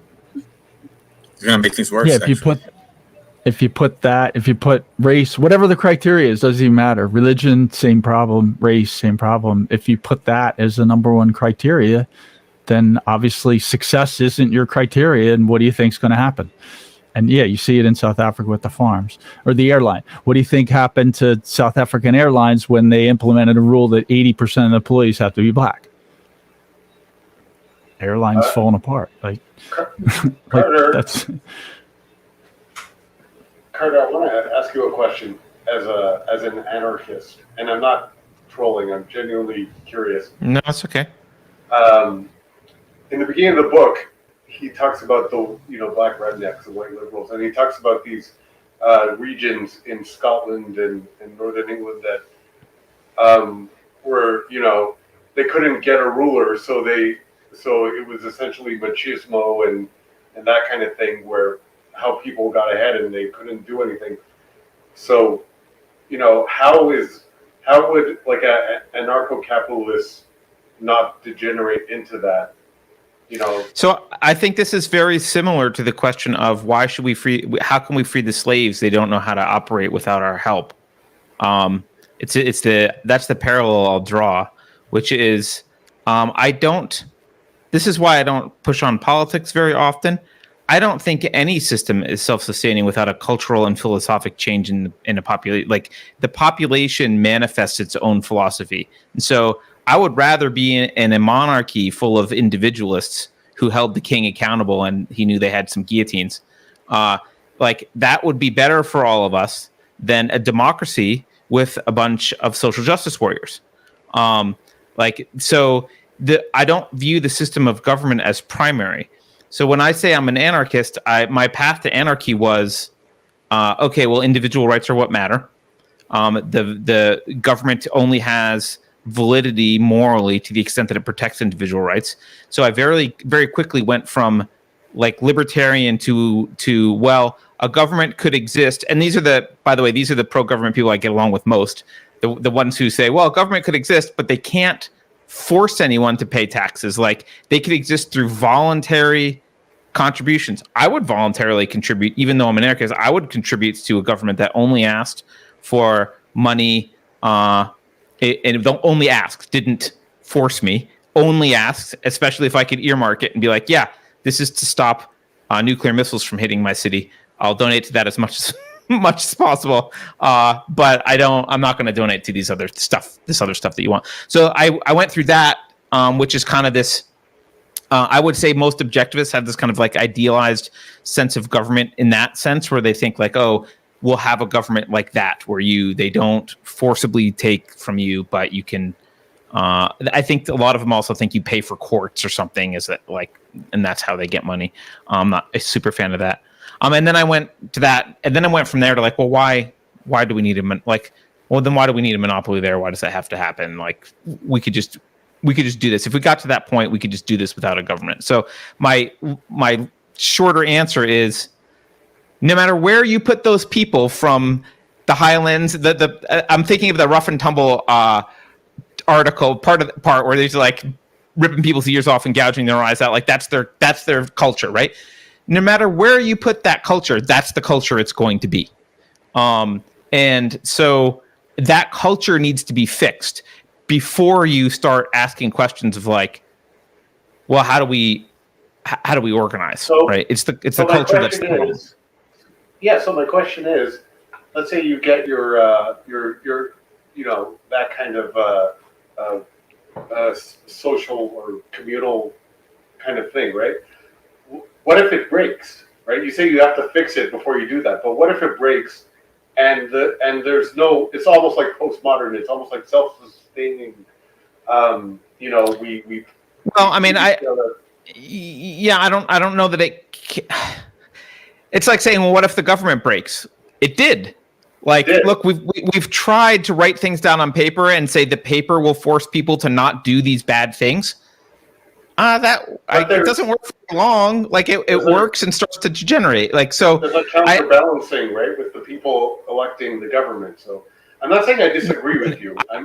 Certainly there would be balancing but certainly there would be balancing in anarchic society as well, right? Like, obviously there would be. I mean, and I'm a big fan of ostracism as a tool, and like, so yeah, there would be. I think we would end up with community rules in a very, very similar way. They wouldn't be a cop that can come shoot you, but it would be like, well, if you agree, I mean, you can look at like silly examples. Like, there's a Disney Florida community right now where if you buy a house, it's been around for a while, If you buy a house, you've got to sign these HOA rules that are like, well, I can't have a pink car in the driveway and I have to have my hedges a certain way. And I don't know if Mickey Mouse has to be prominent. Who knows? I don't know what the rules are. But people buy houses and they live in that community because they want to live among other Disney fans. And the deed has encumbrances. You can, like, all that can absolutely happen in an anarchic society. I can be like, well, this is the land. I'm going to sell houses. I don't want strip clubs in this land. Like, the encumbrances are going to happen. And I think you would end up with something very similar to a decentralized small government.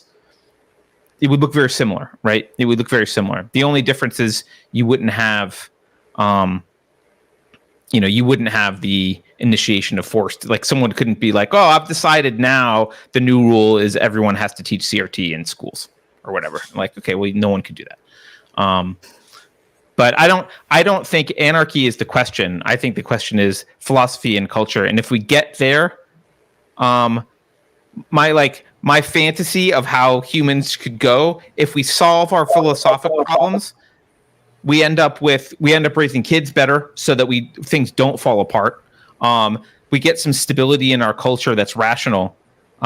I think the government naturally starts to fall apart at that point. I think it's like people are like, oh, well, we don't need this, we don't need that. And it just shrinks and shrinks and shrinks and shrinks. And there's a limit to that shrinking. And eventually it hits zero. I just want to say that in the private chat, you guys are cracking me up. Thomas says we should have a shunning document. and Joe says an ostracism every year. A shunning document when we form this new. It made me think of Dwight from The Office. If anyone just gets on your nerves, shun. And ostracism every year. That's like ancient Greece. People that's how people actually have operated for a long time. Like, that's how community norms, all this like hemming and hawing about. A lot of conservatives are like, oh, people are doing these things wrong sexually and they're doing this and this is the problem and people have no morals and blah, blah, blah. Yeah, because it used to be self-policed, not with guns, not with laws, but you used to shun people when they misbehaved and you stopped doing that. So cut it out. If you don't like that behavior, start ostracizing them for that behavior. Start telling them you don't like it. You're not going to have barbecues with them. You're not going to be accepting because you don't like the behavior. If that's what you want, go do that. Stop asking for laws and men with guns to come in and enforce what you want. That's the problem. And the government has convinced everyone that whatever behavior you want, you got to go through Big Daddy government because he'll bring in the big guns and force everyone to do it. And that's dangerous. Isn't that what cancel culture is, though? Absolutely. No. This is why culture. Okay, but this is what Carter. Just a second. Keri, I think cancel culture. Okay. She was accusing me of cancel culture. I was just responding, but go ahead. No, I mean, you're jumping right in.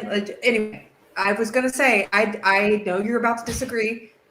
I think cancel culture is different than ostracization. I do, because what I've seen happening in cancel culture is that people, they go beyond saying, I'm not going to shop at your coffee shop because I don't agree with your policy on XYZ. They say, I'm also going to defame you, spread lies, and I'm going to try and get your coffee shop canceled. That's the one distinction I would make between the two. Maybe you don't see that distinction, Carter. I think there's the difference between ostracism and cancel culture is a difference in degree, not kind. So I just want to say, based on the definitions, Keri, definitions straight. Malcolm Gladwell, in one of his books, I forget which, he writes about communities and how if you get over 150 people, you start to feel lost in the system. And he mentions how businesses should divide and try to keep 150 people max in each, location of their corporation, so that people feel valued and like their work is, contributing to something. So I think like when you talk about people are going to contribute, I think it's human nature that if it's that magic number, let's say 150 people, then people will contribute because they feel like they're part of the community. But more than that, people will feel like their contributions don't matter and they'll become apathetic. And that's, so I think if you talk about like ostracization, you know, you have to have a very small community for like in a church, like a church in a small town or something, for that to feel, you know, for that to feel like something, which is why cancel culture is stupid, because it's just mobs and nobody feels like they're part of a community. So. Well, so this is why I'm saying it's a difference in degree, not kind. And I think the when I look at cancel culture, the problems with it are not that people are willing to ostracize other people for bad behavior. That's not the fundamental problem with it. The fundamental problem with it is, A, they're not thinking at all. They are like reacting emotionally to some virtue signal that Keri needs to be canceled or Manny needs to be canceled or some, without having any of their own actual thought about it. And if they do, their thought is wrong because they have like evil ideology to start with. So like either they're just sheep following and they've got a mob mentality, or they're applying really bad ideas and they're canceling people for things that ought not be canceled. So I think it's the ostracism is a tool just like anything else. And if the input that you put into this tool, if the motivations are, I'm going to run this tool as a zombie who looks at leftist craziness and amplifies that, and that's how I'm going to use ostracism. Yeah, you're doing something wrong. It's not good, and we call that cancel culture. And they do it, as Keri pointed out, they do it to a very great degree, right? It's like, I'm not just going to boycott this thing. I'm also going to try and make sure that you can't go to that thing and whatever. Like they do it. So they do it to a crazy degree, and they do it irrationally. But fundamentally, I still think it's just a difference in degree, not a difference in kind, because ostracism is a tool. And if all these people were, it's a valid tool. And if Twitter was full of people who were thinking, rational thinking individuals, and people like Ghislaine Maxwell were on Twitter, and everyone's like, we all hate you, and we've looked at what you've done. We all don't want anything to do with you.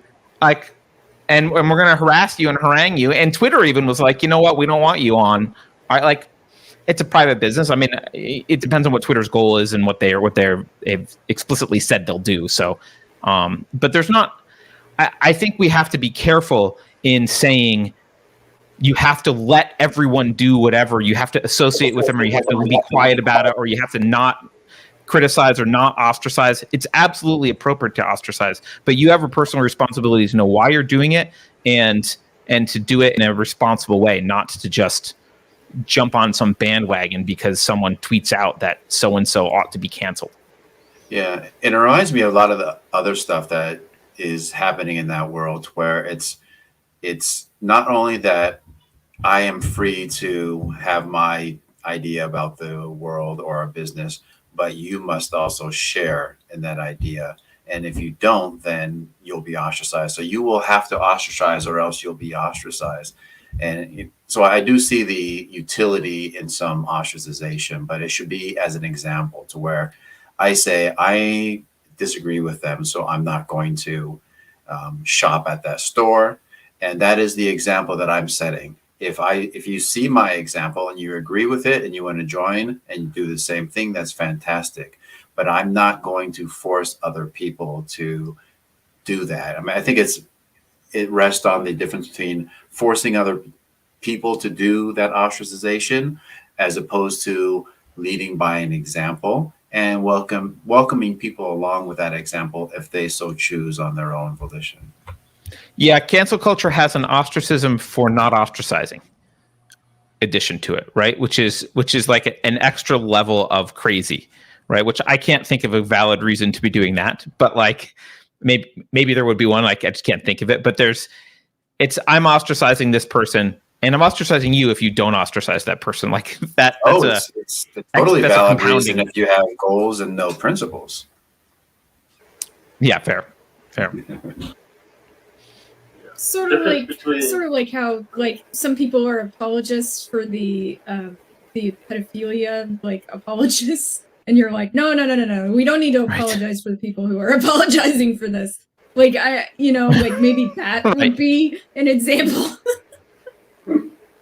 Yeah. Well, The difference between cancel culture and accountability is accountability would be like if you had an accountant at a firm and he's cooking the books, and you're like, stop cooking the books, you're fired, right? Versus a cop who does $25 to Kyle Rittenhouse's fund, and then he gets fired anonymously, Right. and then he gets fired. Right. So Right.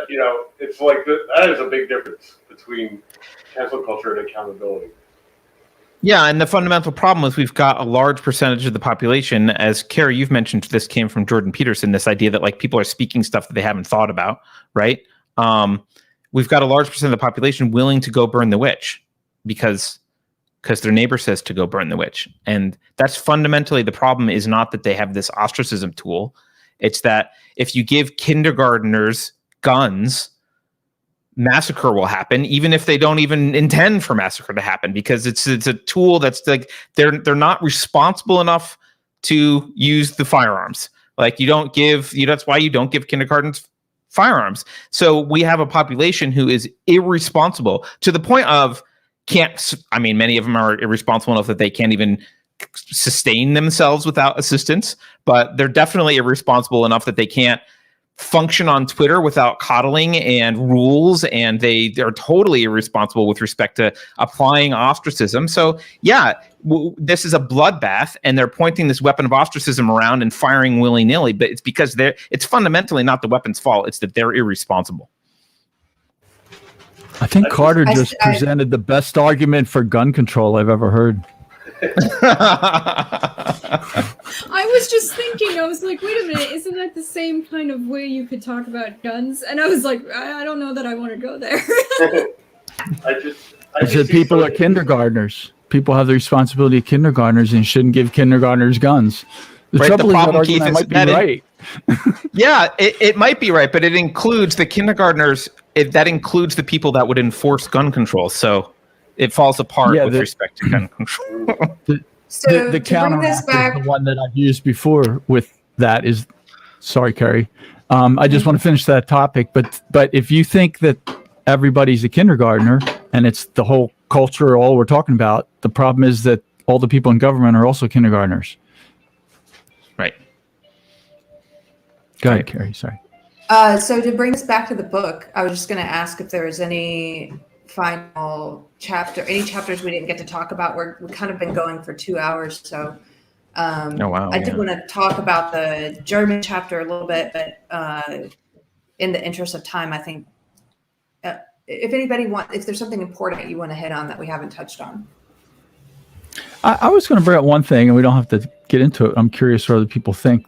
When he talked about the source of what is now the inner city black ghetto culture and some parts of that, the whole bit, not one to work, responsible, that came from the Irish Highlands and Wales, and that went into the South and became the Southern redneck and the cracker culture.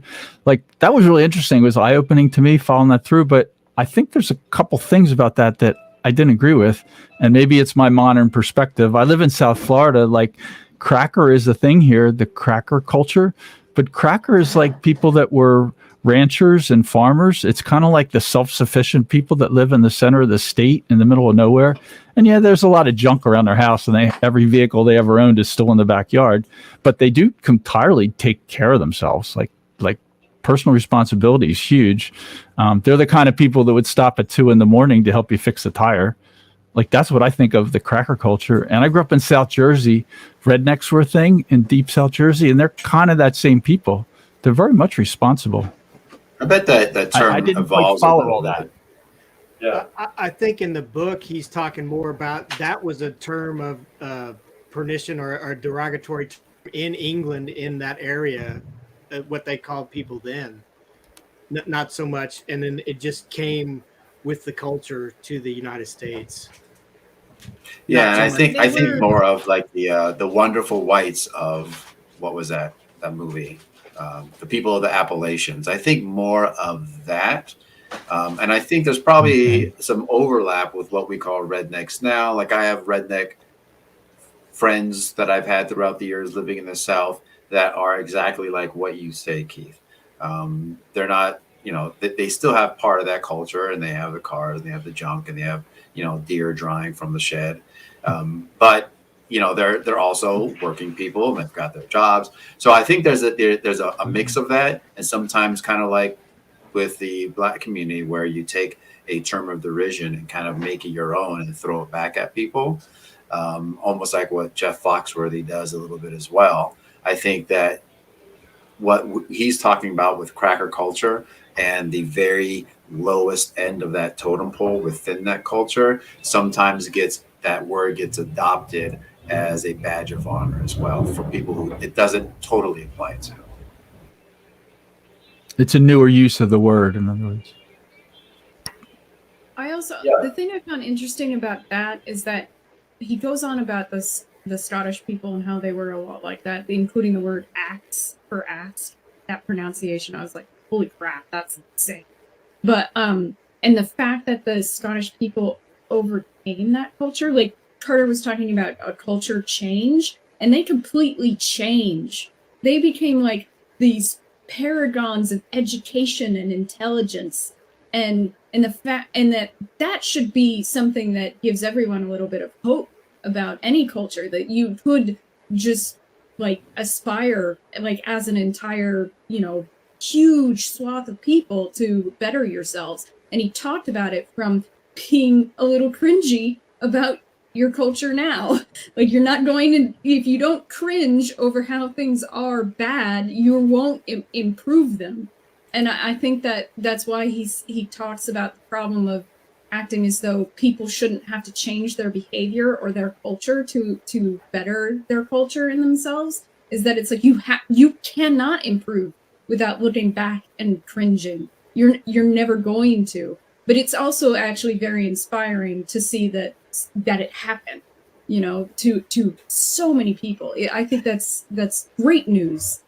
Yeah, and I think that ties into what Keri was saying, about the German chapter, to where we can easily look at a culture like the German culture and say, oh, look at all these great things they did, and attribute it to their culture. So it's very easy for us to attribute good things to people if it's part of their culture, but we don't want to say culture can also be something that might be negative. So if it can be good, that it has to be that it can also have negative aspects. You can't have it both ways.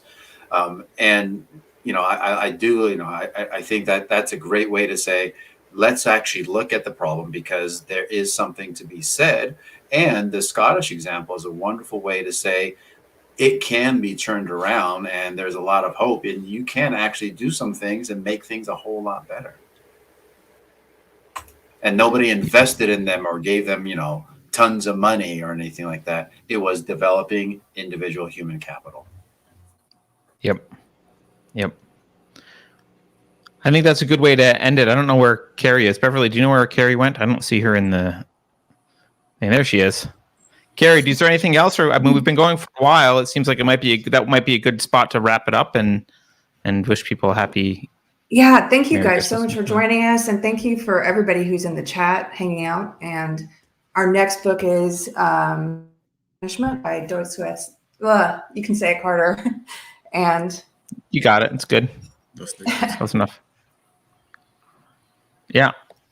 So have a good Christmas. Merry Christmas, everyone. Happy New Year. Merry Christmas. And we will return next year. We're taking some time off. Take some time off yourselves. Go do your... Thank you, everybody. This is great. And stuff. Thank And you, guys. Thanks. Cool. Bye. Bye. Bye.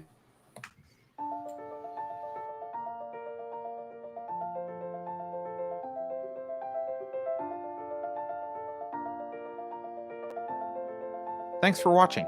If you're new to the channel, we have a deep content library that includes interviews with everyone from Mike Cernovich to Megan Murphy, so go check it out. If you'd like to see more, please consider supporting the show by visiting unsafespace.com/donate. You can find us on all the major social media platforms, at least for now. And you can find a community of like-minded individuals on our Unsafe Space chat on Telegram. See you there.